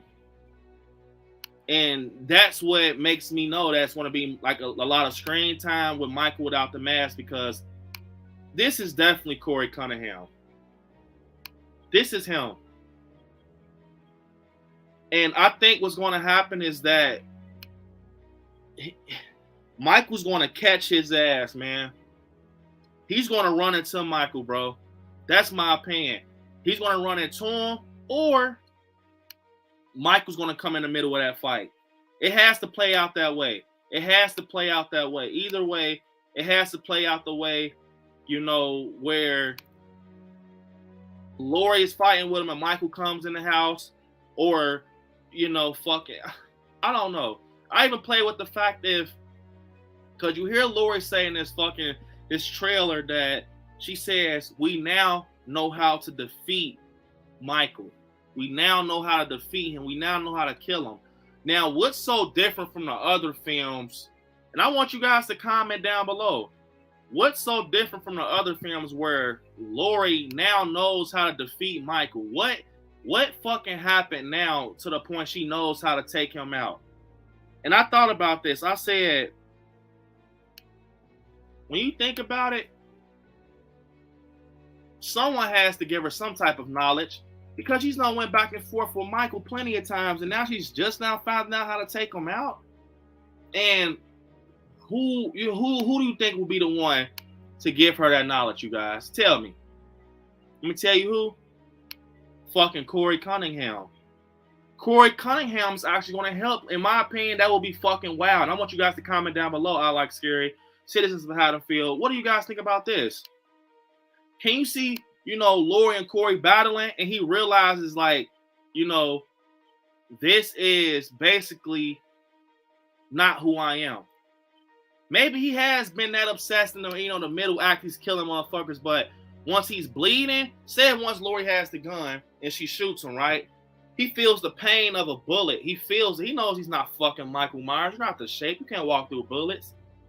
And you seen Lori say, you see Lori say this in the trailer. She says, "You came here to kill me, so do it." Right here, she says it. She says, "You came here to kill me, so do it." This is probably after she fucking shoots Corey. And maybe Corey's saying, I'm sorry, I loved Allison. Playing that almost like some Scream shit. Almost how some shit will happen in Scream. Because when you think about it, it's almost like some fucking legit, like some legit Scream shit. Like, he's laying down, she's like, "You came here to kill me, Corey, so do it." But it's almost like he's like pleading the fifth, like, "No, like, I'm sorry, Lori, like, I just loved your granddaughter. I just loved her. I'm sorry. I saw Michael. I saw him. I seen him. And I'm sorry. I don't want to die. I didn't kill that kid. I was accused." And I think he's probably pleading the fucking fifth. Like, I don't want to die like this. And he's like, probably tell Lori, I seen him. I seen him at his weakest moments, which Corey will see Michael Myers at his weakest moment. He will be the first to see a weak Michael Myers. Yes, he will be the first to see a weak Michael Myers. So, obviously right here, he's going to see a weak Michael Myers. In that fucking sewer, he's going to see a weak Michael Myers. So, he will be able to verbally tell Lori, "I know how to kill him." Or, "I know what to do." Because if he's like his colleague or whatever the hell you want to say, they're like close, he's going to see other sides of Michael that no one's seen. Right? He's going to see other sides and other things and shit with Michael. So maybe he sees that Michael can't work that good without the mask. Want to know why? Because fucking Corey. Who else? Corey Cunningham has the fucking mask. So he will be able to see how Michael operates without that motherfucker. You know what I'm saying? He will be able to feel it. You know, especially if he puts the mask on and makes him feel a certain type of way. You're telling me if Corey puts this mask on and it puts him in a zone where he feels like he's unstoppable, he's not going to tell someone that if he's on his ass. I mean, he probably doesn't tell him. Maybe he just fucking dies like a real serial killer. Like, man, kill me, kiss my ass, kill me, whatever you want to do. But I can also see him kind of giving up, like, hey, this is how you do it. I seen him operate without the mask. Because she says in this trailer, we now know how to kill Michael Myers. So, you guys, comment down below what you guys think about that. What do you guys think about that? Could Corey possibly be helping Laurie out last minute once he knows he's not going to take his last breath?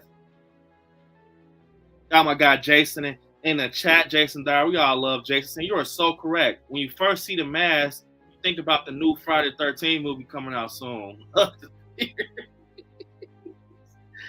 Hey, this motherfucker, man. He got my ass again. Oh, I keep falling for that shit, man. He's always getting me, man. He's always getting me, man. I appreciate it, Jason. He said he loves the theories. I appreciate it, Jason. I try to think very hard about this. I try to think very, very hard about these, these theories and everything. And I appreciate the super chat. And I know you're excited for Friday the 13th. It should be coming, man. We haven't heard any news about it. I'll definitely be trying to cover some Friday the 13th once it shoots out to keep you guys updated and everything. But I think it'll be cool once they bring it out, Jason, the Friday the 13th thing, man. So appreciate the super chat, Jason. Appreciate it, man. You guys gotta love Jason, man. Surprised you didn't say Power Ranger lady or Iron Lady, bro. I'm surprised. I am surprised. Let me see what I got for my guy Jason here.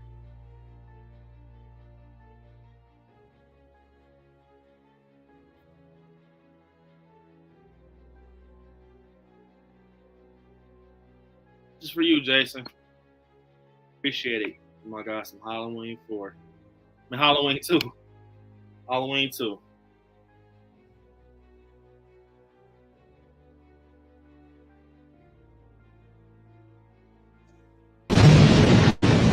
Oh, hell no! It's time, Michael. Oh, hell no!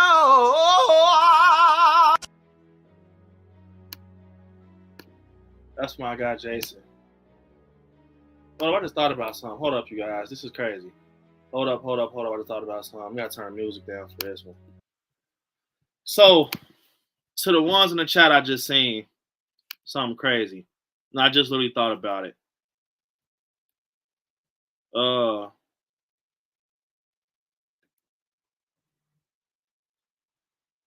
me see him get somebody in the chat. My guy Larry is saying Corey will end up accidentally telling her how to kill him or something. I think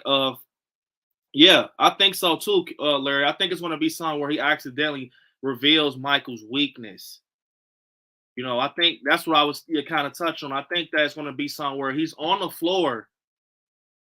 And I think it's going to be something where he's on the floor type of thing. And she's talking to him. And he says like something like out of him about to die, Yep. Corey accidentally reveals Michael's weakness. Because when I get theories like this right now, I can't think too deep about them because I got to kind of control the chat. But afterwards, I'll think deep about them to give you a more cleaner, thing.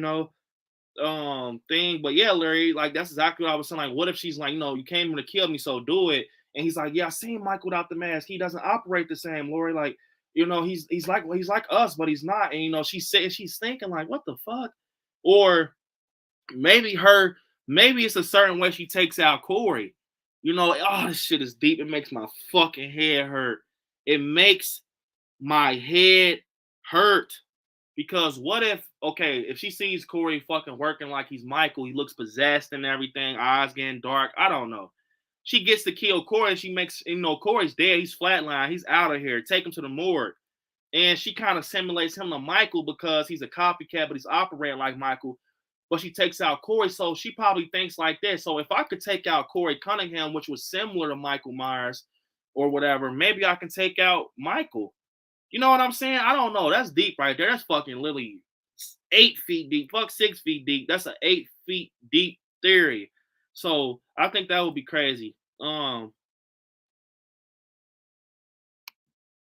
Because I think Million, that's exactly what I was saying. I think it'll be something similar to that. Where, cause think of it like this: if fucking Corey's on his back, right? After Lori shoots him, and she shoots him and he falls on his back, maybe you know how if he's fucking about to take his last breath, Larry and Million, if he's about to take his last breath and he's on his back, he's gonna have to, because Lori's not fucking around. I'm gonna tell you that right now. Because we see in the TV spot or the trailer, she has the gun. So in the first trailer, we don't see her shoot it. But, you know, in this one that we just got, we see her shoot the motherfucker like the gun jerks. She shoots it. And then you see the fucking copycat right there. So she obviously shoots him, I would want to assume. But we kind of jump into that, right? We jump into that. And that's what she probably's like, you know, you came here to kill me, so do it. And he's probably like, no, Lori, because why does she have to tell him to kill her if he, you know what I'm saying? It's almost like why he's deciding that he doesn't want to do it anymore. If you get shot, come on, bro. People, you ever heard that saying, don't shoot a gun if you don't know how a bullet feels? Almost something like that. Don't kill somebody if you don't want to be killed. Like, it's almost like that when you think about it. It's almost like that, you know.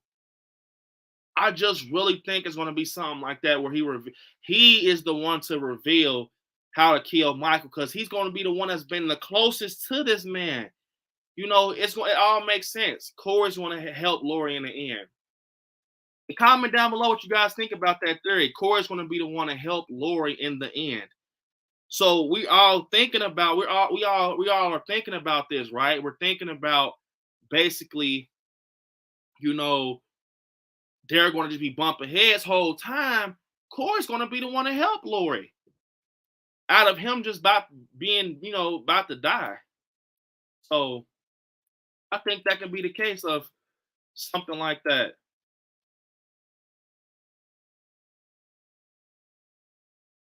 Let me see.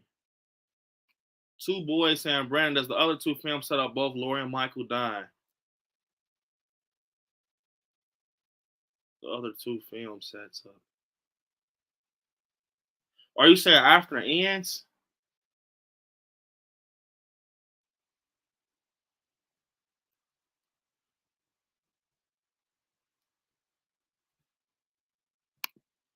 Jacob saying you make a good point. Arnie Cunningham is Corey Cunningham. Michael's mask is Christine. Yeah. Michael's mask is that Plymouth Fury. It's that Plymouth Fury. You got to think of it like that. Brooks saying, I would love if they connected Corey back into the other film somehow. And he was like in a background type of thing. I think that would be cool because it will make us be invested in him immediately.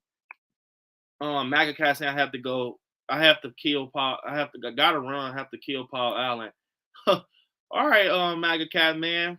By the way, what is up, man? We got Scummy in the chat saying the way these directors operate is never that deep. I bet they don't even end up explaining anything at all. I mean, I really do think that. You know, I think sometimes we do reach. We do fucking reach. I agree with Scummy. We kind of reach, but, you know, sometimes reaching is being careful. You know, reaching is being careful in my eyes. You know, it's kind of playing it safe. You know, setting expectations is when it gets bad and dangerous. And, you know, MM78 said, bro, I'm starting to agree with you. I believe we haven't seen any of the ending yet. They're misleading us with that house fight. Yeah, I don't think they even showed us none of the ending. I told you guys, I think the ending is going to take place in that fucking junkyard. I think the ending is going to take place in that junkyard. You guys, we're at 51 likes right now. I see a shit ton of new people in here. If you haven't already, definitely consider liking the stream. It definitely helps. You know, replay mode helps us reach the other Halloween fans and horror fans. So only takes you 2 seconds, you guys. I got a million saying Michael's reputation is his advantage. Keel showed that they fight him already, believing they're going to lose. That has to change and end somehow. Allison is key. And if you guys been following the channel, you know I said this. I said that Allison's going to be the new Lori. I think Allison's that missing piece, Million. I think we kind of get a awesome fucking segment of her and Keels where it showed what Allison is capable of. And I want you guys to think about it. You know, she's right there with Little John and Big John. She gets the knife. She slides into her hip. She gets the shotgun. She tries to take him out. She wasn't scared. She didn't hesitate. She looked at him. He threw the fucking shotgun. She just kept bouncing back and forth like, okay, that went to shit. I'm going to make this as a, escape plan. She stabs him in the torso. Michael, obviously, he outmuscles her, cracks her head, throws her down the stairs. But that shows you she has that fight in her. For that to be her first situation, she always had the fight in her, though. You guys, come on, bro. Stop sleeping on fucking Andy Matichik, bro. That's one thing. I love Allison, bro. Like, stop sleeping on her because she's been that one from 2018. Even when they have them, because think about it. Michael's coming up the stairs. You motherfuckers, Karen and Lori. I love Lori so much. She's my favorite final girl. But it's like this. Think about it. Think about it real close. Allison always been that motherfucker. Allison, yes. And that's why I love Andy Matichik. People say, I'm not going to cry if she doesn't die. I mean, if she dies, I am. Because I got invested in Allison the moment, I seen her on screen. Because why?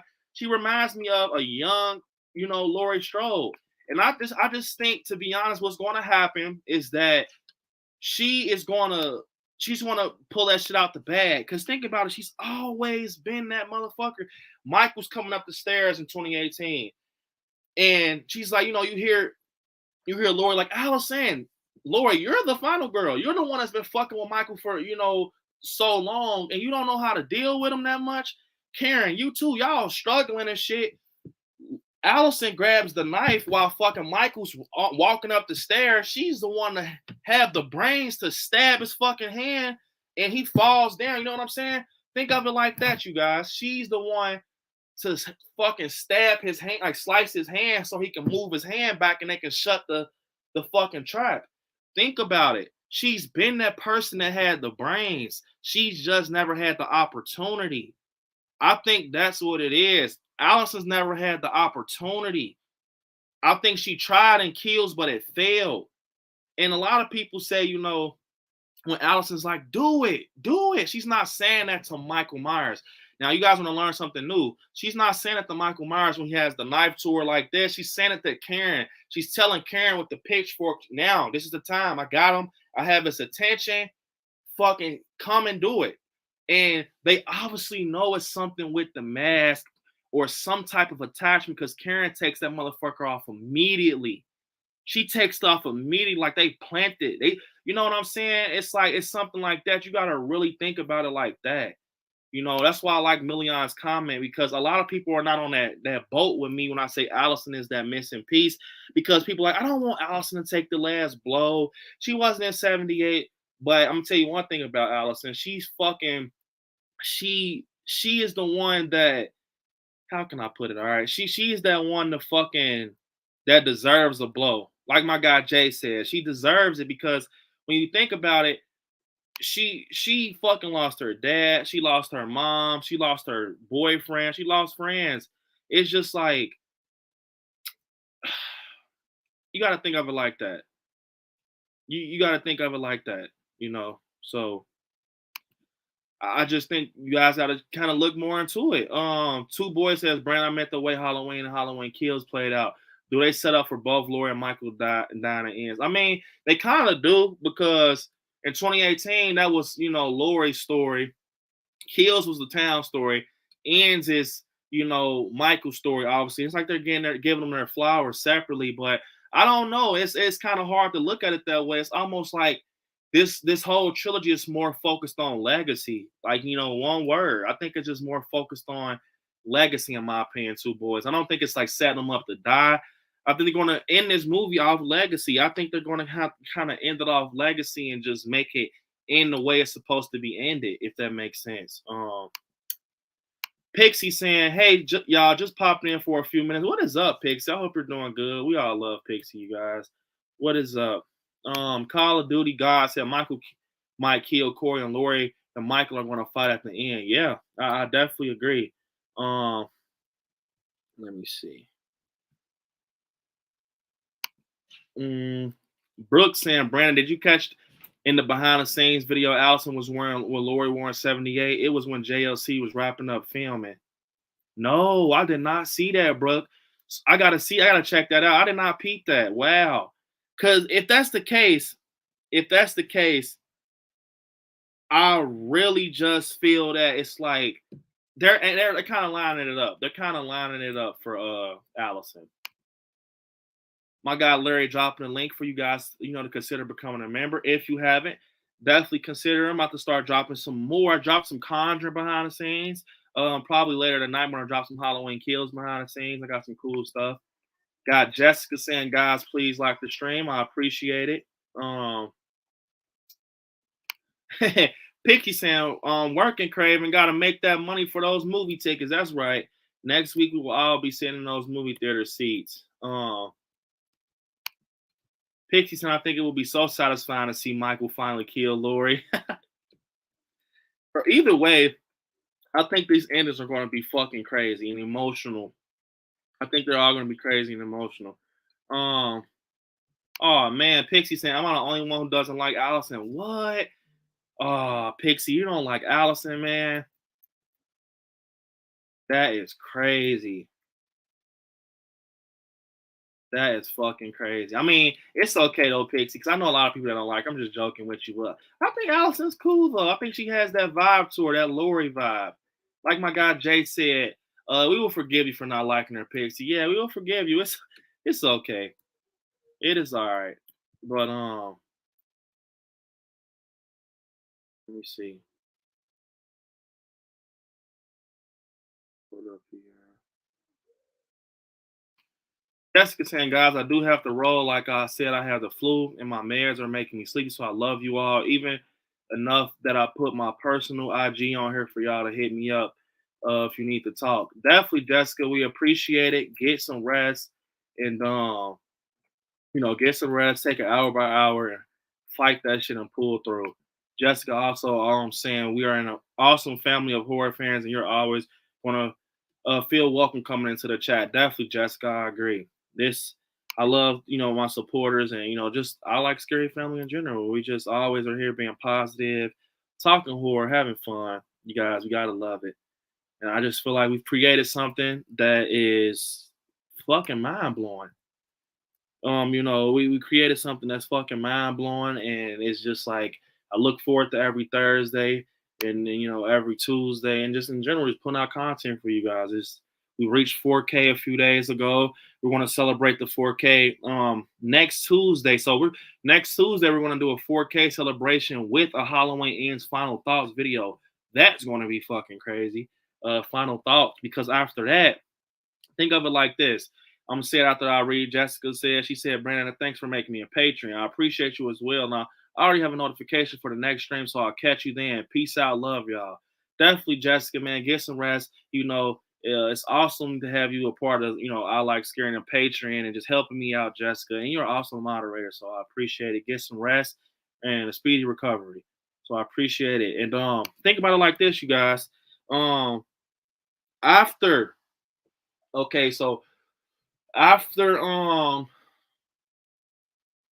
this stream, we got one more stream left. I have it already scheduled. It's the Final Thoughts 4K celebration. Halloween Ends Tuesday night at 10 p.m.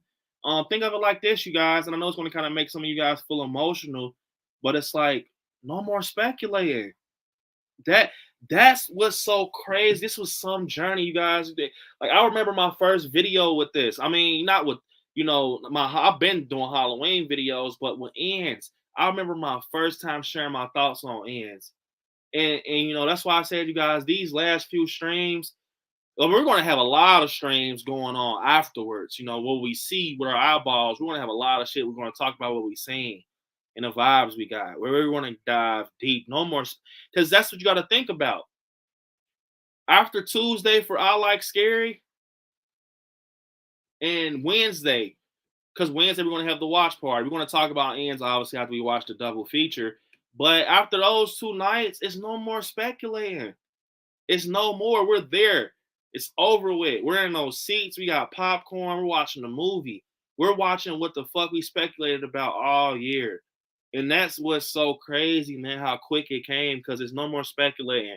We're going to sit in those seats, watch the Miramax pop up on the screen, hear the theme pop up, see the pumpkin on the screen, see Michael, see Corey, see Lori, Allison. And it's no more speculating.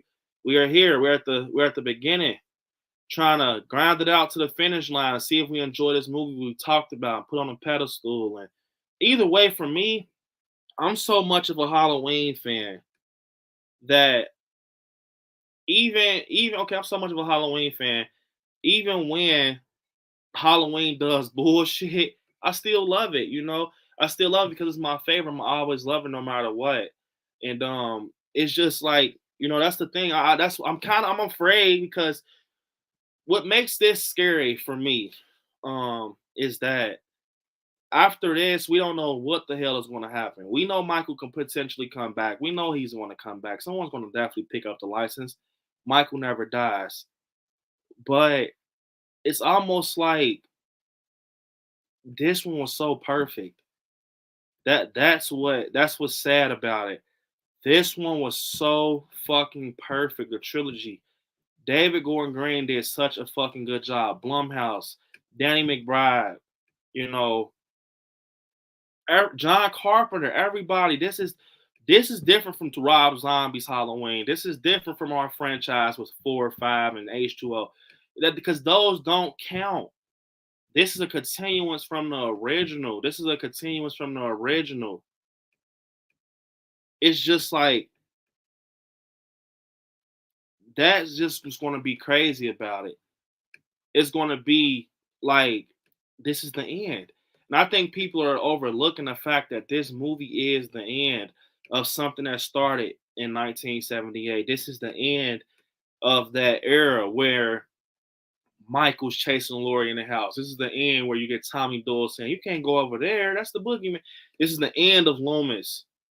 This is the end of Annie, Linda, Bob, Paul. It's over. That's what I'm telling you guys. It's over. It's like, you gotta think of it like that. You gotta think of it like that, man. The Blackest Eye says, we're probably getting answers too before and left with more questions, LOL. Yeah, I agree. Because that's what Halloween does. I agree with Million. That's what Halloween does, man. It's gonna leave you with questions, especially when it fucking ends. And you know, especially if they end this, look, especially you guys, if Halloween ends, listen to me, if Halloween ends the movie where we don't even know what the fuck is going on. Like, say if they end it, right? And it's like, oh shit, Michael's dead, or Laura's dead. And it's like an ending where it kind of gives us an ending where it's like Michael is dead, but it's like we don't got a cemented death or some shit like that. Or it's like almost like he leaves the door open type of thing, like for another movie to come in place if push came to shove.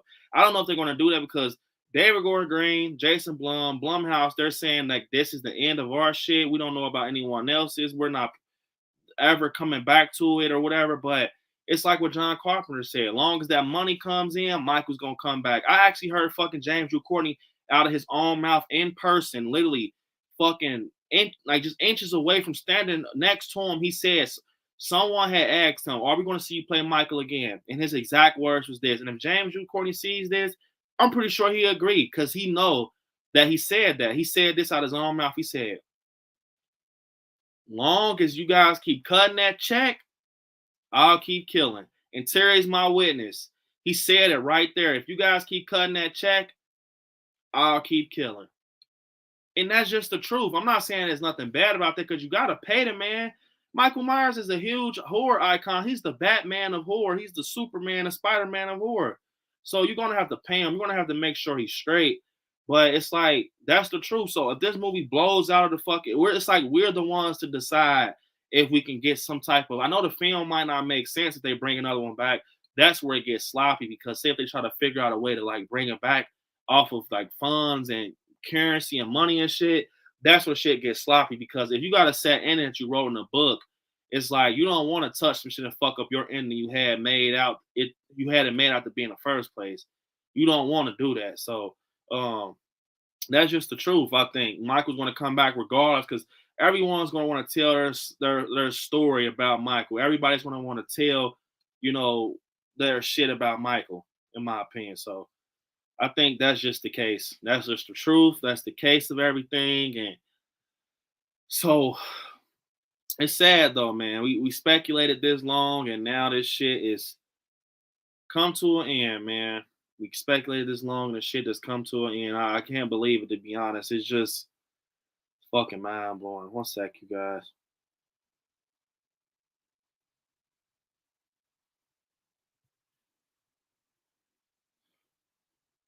One sec.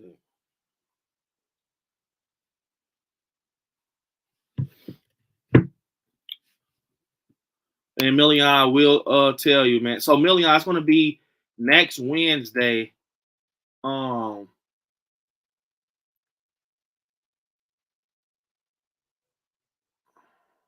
gonna aim for 8 million. Next Wednesday, I'm gonna aim for 8 for the double feature, bro. I'm gonna aim for 8. I think that'll be a good time. Curse is here and can't wait one more week. Let me see.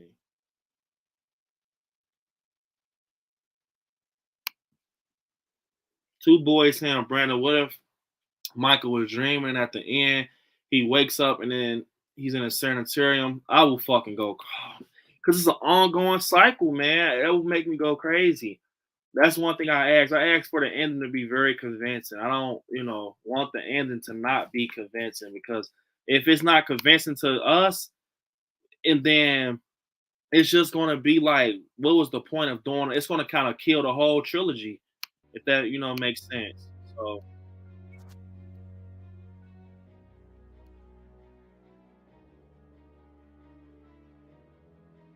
You guys. Honestly, man, I'm finally on when we talk about still queer.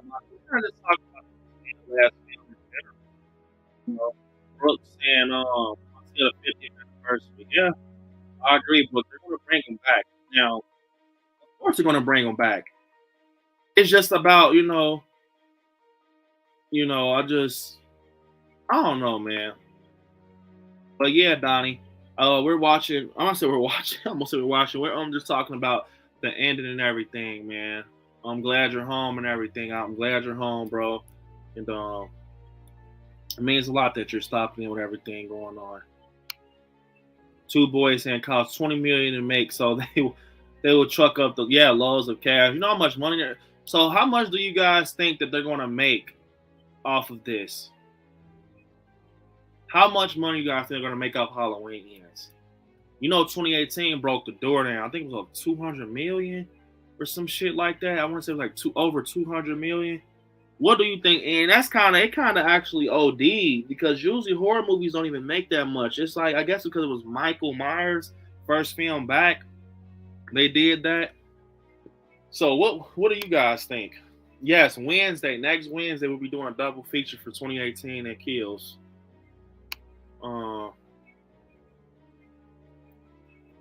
Let me see. 180 million at the yeah, I think that would definitely do like 180 million.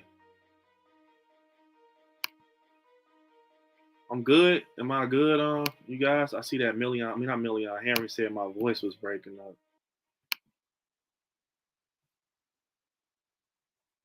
I'm not gonna lie, man. I will hope that it'll make some good money, because this is the end of the film. Now, people were saying that they're gonna get, they were, was gonna get the fucking I forgot what I was gonna say. Oh yeah, they're saying that the ends is gonna be fucked. Ends is gonna be fucked because of the Peacock stuff.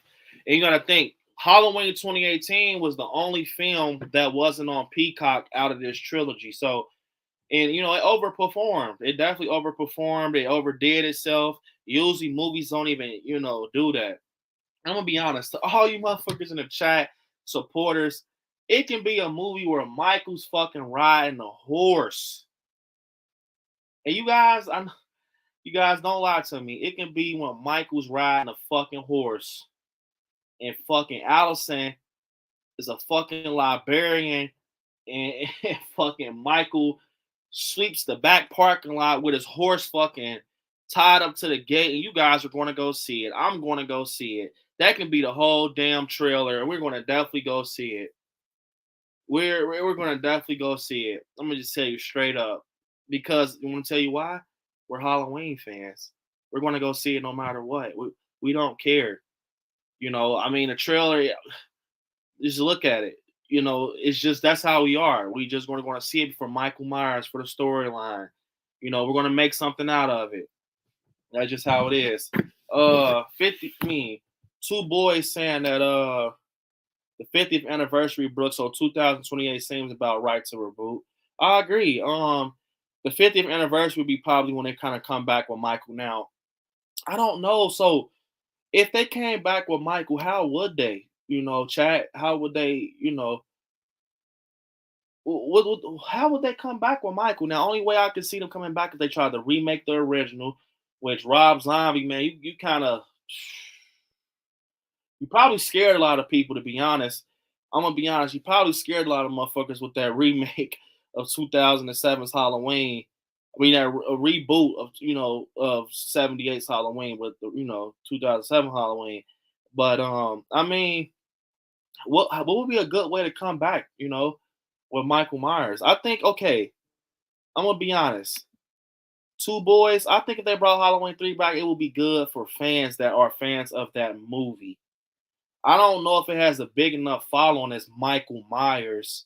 I think that it does have a great following. You know, Halloween 3 Silver Shamrock, it really does have a following for people who has the love for it. But I don't know if it has the type of following that Michael Myers and Laurie Strode has. They don't, you know, and everybody knows anything with Michael's face on it, anything that's attached to Halloween, Michael Myers is going to come out on top regardless. You know, it's going to come out on top regardless. It's going to push. So it's almost like, you know, you're going to kind of have to pick up something that involves Michael Myers, you know. So you're going to kind of have to pick something up that involves Michael. But, yeah. I really do think that it just, let me see. Million saying Season of the Witch trilogy, drop Halloween off the title and just go. We have the technology, LOL. I mean, that's what I say. I think Season of the Witch would have been a better movie if the name wasn't Halloween. We kind of thought that it was going to be something with Michael Myers, and the whole time it wasn't. It wasn't anything with Michael Myers. It was just, you know, a Halloween movie. Now we got a cameo of Michael in there on TV, but I just seen that, Joy.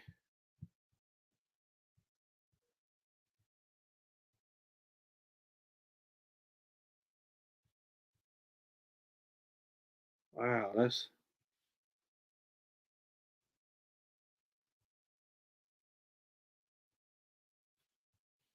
damn, Joy. That's fucking crazy. Hold up, you guys.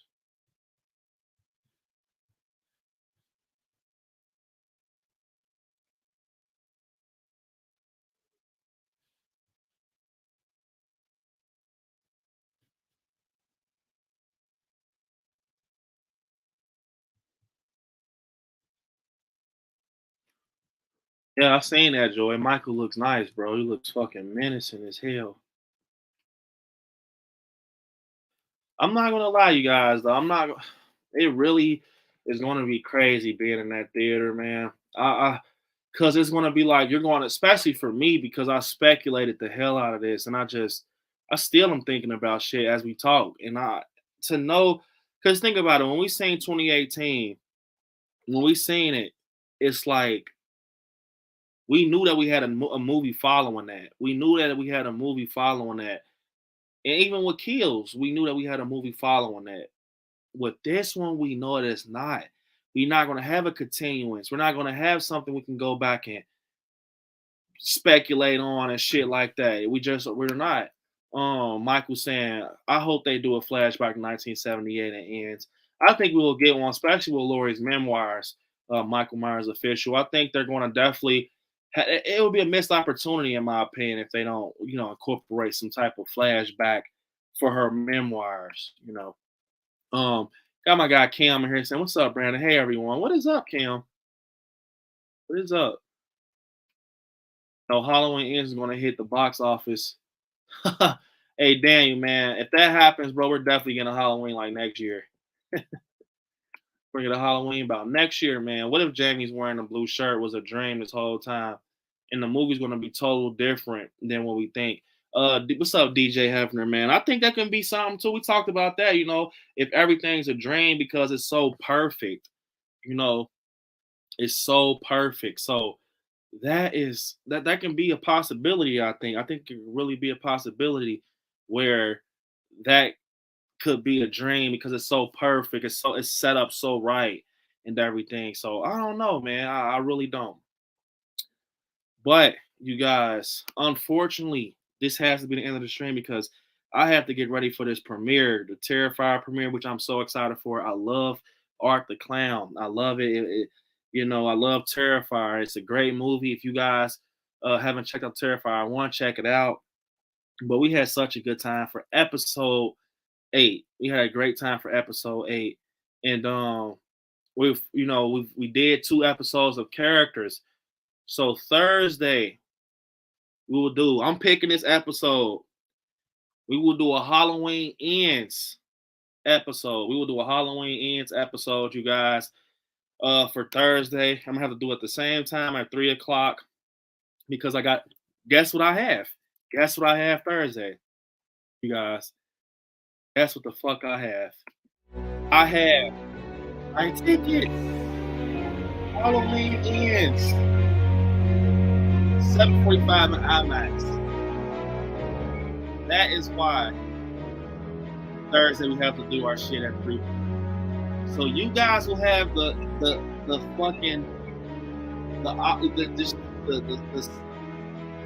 blessing to see me before the movie.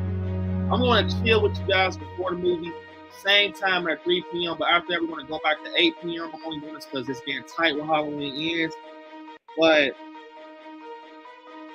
I just really think that there's going to be some shit. There's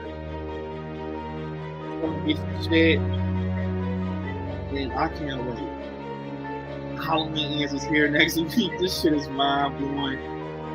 I got a video dropping tomorrow for Halloween Ends, earlier in the day. You guys want to get you don't miss that one. Terrifier review will drop tomorrow also. Got a lot of content dropping for you guys tomorrow. This was a great training. And everybody that sat here and thugged it out with me through this rabbit hole and just had some fun. We talked and speculated about Corey and Michael. It was fun. It was fun. I love going on these rabbit holes and welcome to Haddonfield. And you guys are amazing, man. You guys are amazing. So I see that you guys want to do the double feature watch party for Wednesday, which we will do. So let me tell you guys, if you've been enjoying, welcome to Haddonfield. I want you guys to be honest before we end. Drop pumpkins. If you guys have been enjoying welcome to Haddonfield, we started from episode 1, and now we're at episode 8. We've covered so much. I just want to know that I'm doing my job right. So if you guys have been enjoying welcome to Haddonfield, drop pumpkins. We've dived in so many damn rabbit holes. It's fucking crazy, man. It's crazy. It's crazy. And yeah, it is crazy, man. Just drop those pumpkins. Let me know that I'm doing my job.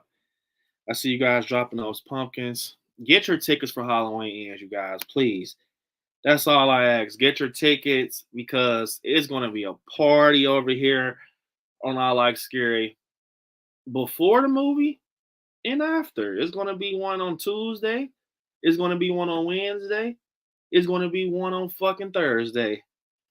We're going to lock in. We're going to have fun.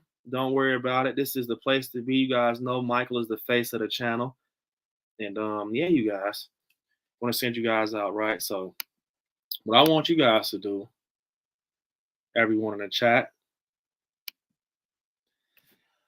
I want you all to watch some horror movies. Buy your damn Halloween Ends tickets.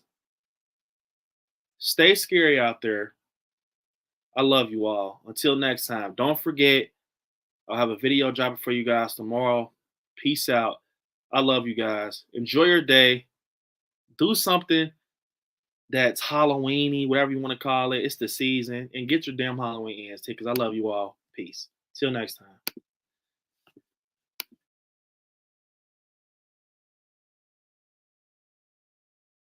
I met him 15 years ago. I was told there's nothing left. No reason, no conscience, no understanding, and even the most rudimentary sense of life or death, of good or evil, right or wrong. I met this 6-year-old child with this blank, pale, emotionless face, the blackest eyes, the devil's eyes.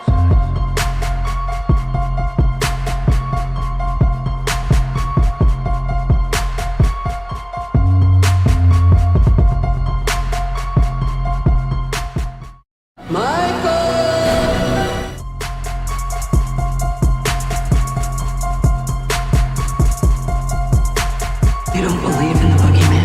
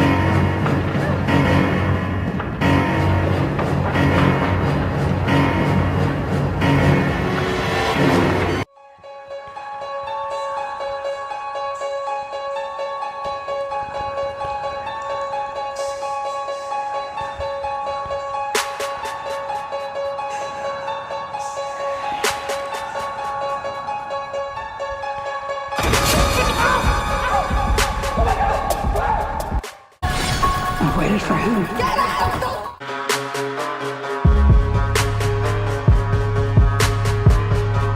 Do you know that I pray every night?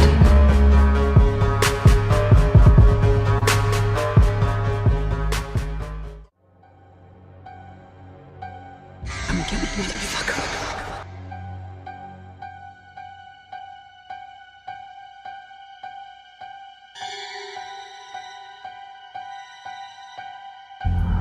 I'm coming for you, Michael.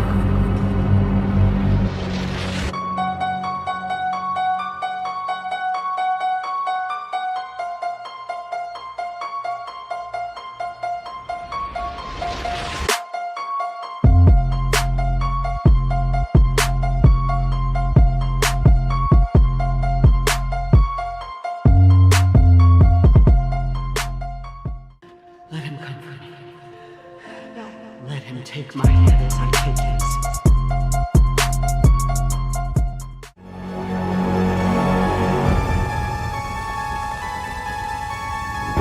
You don't believe in the boogeyman? I wish I had you all alone. Just the two of us. I would hold you close to me.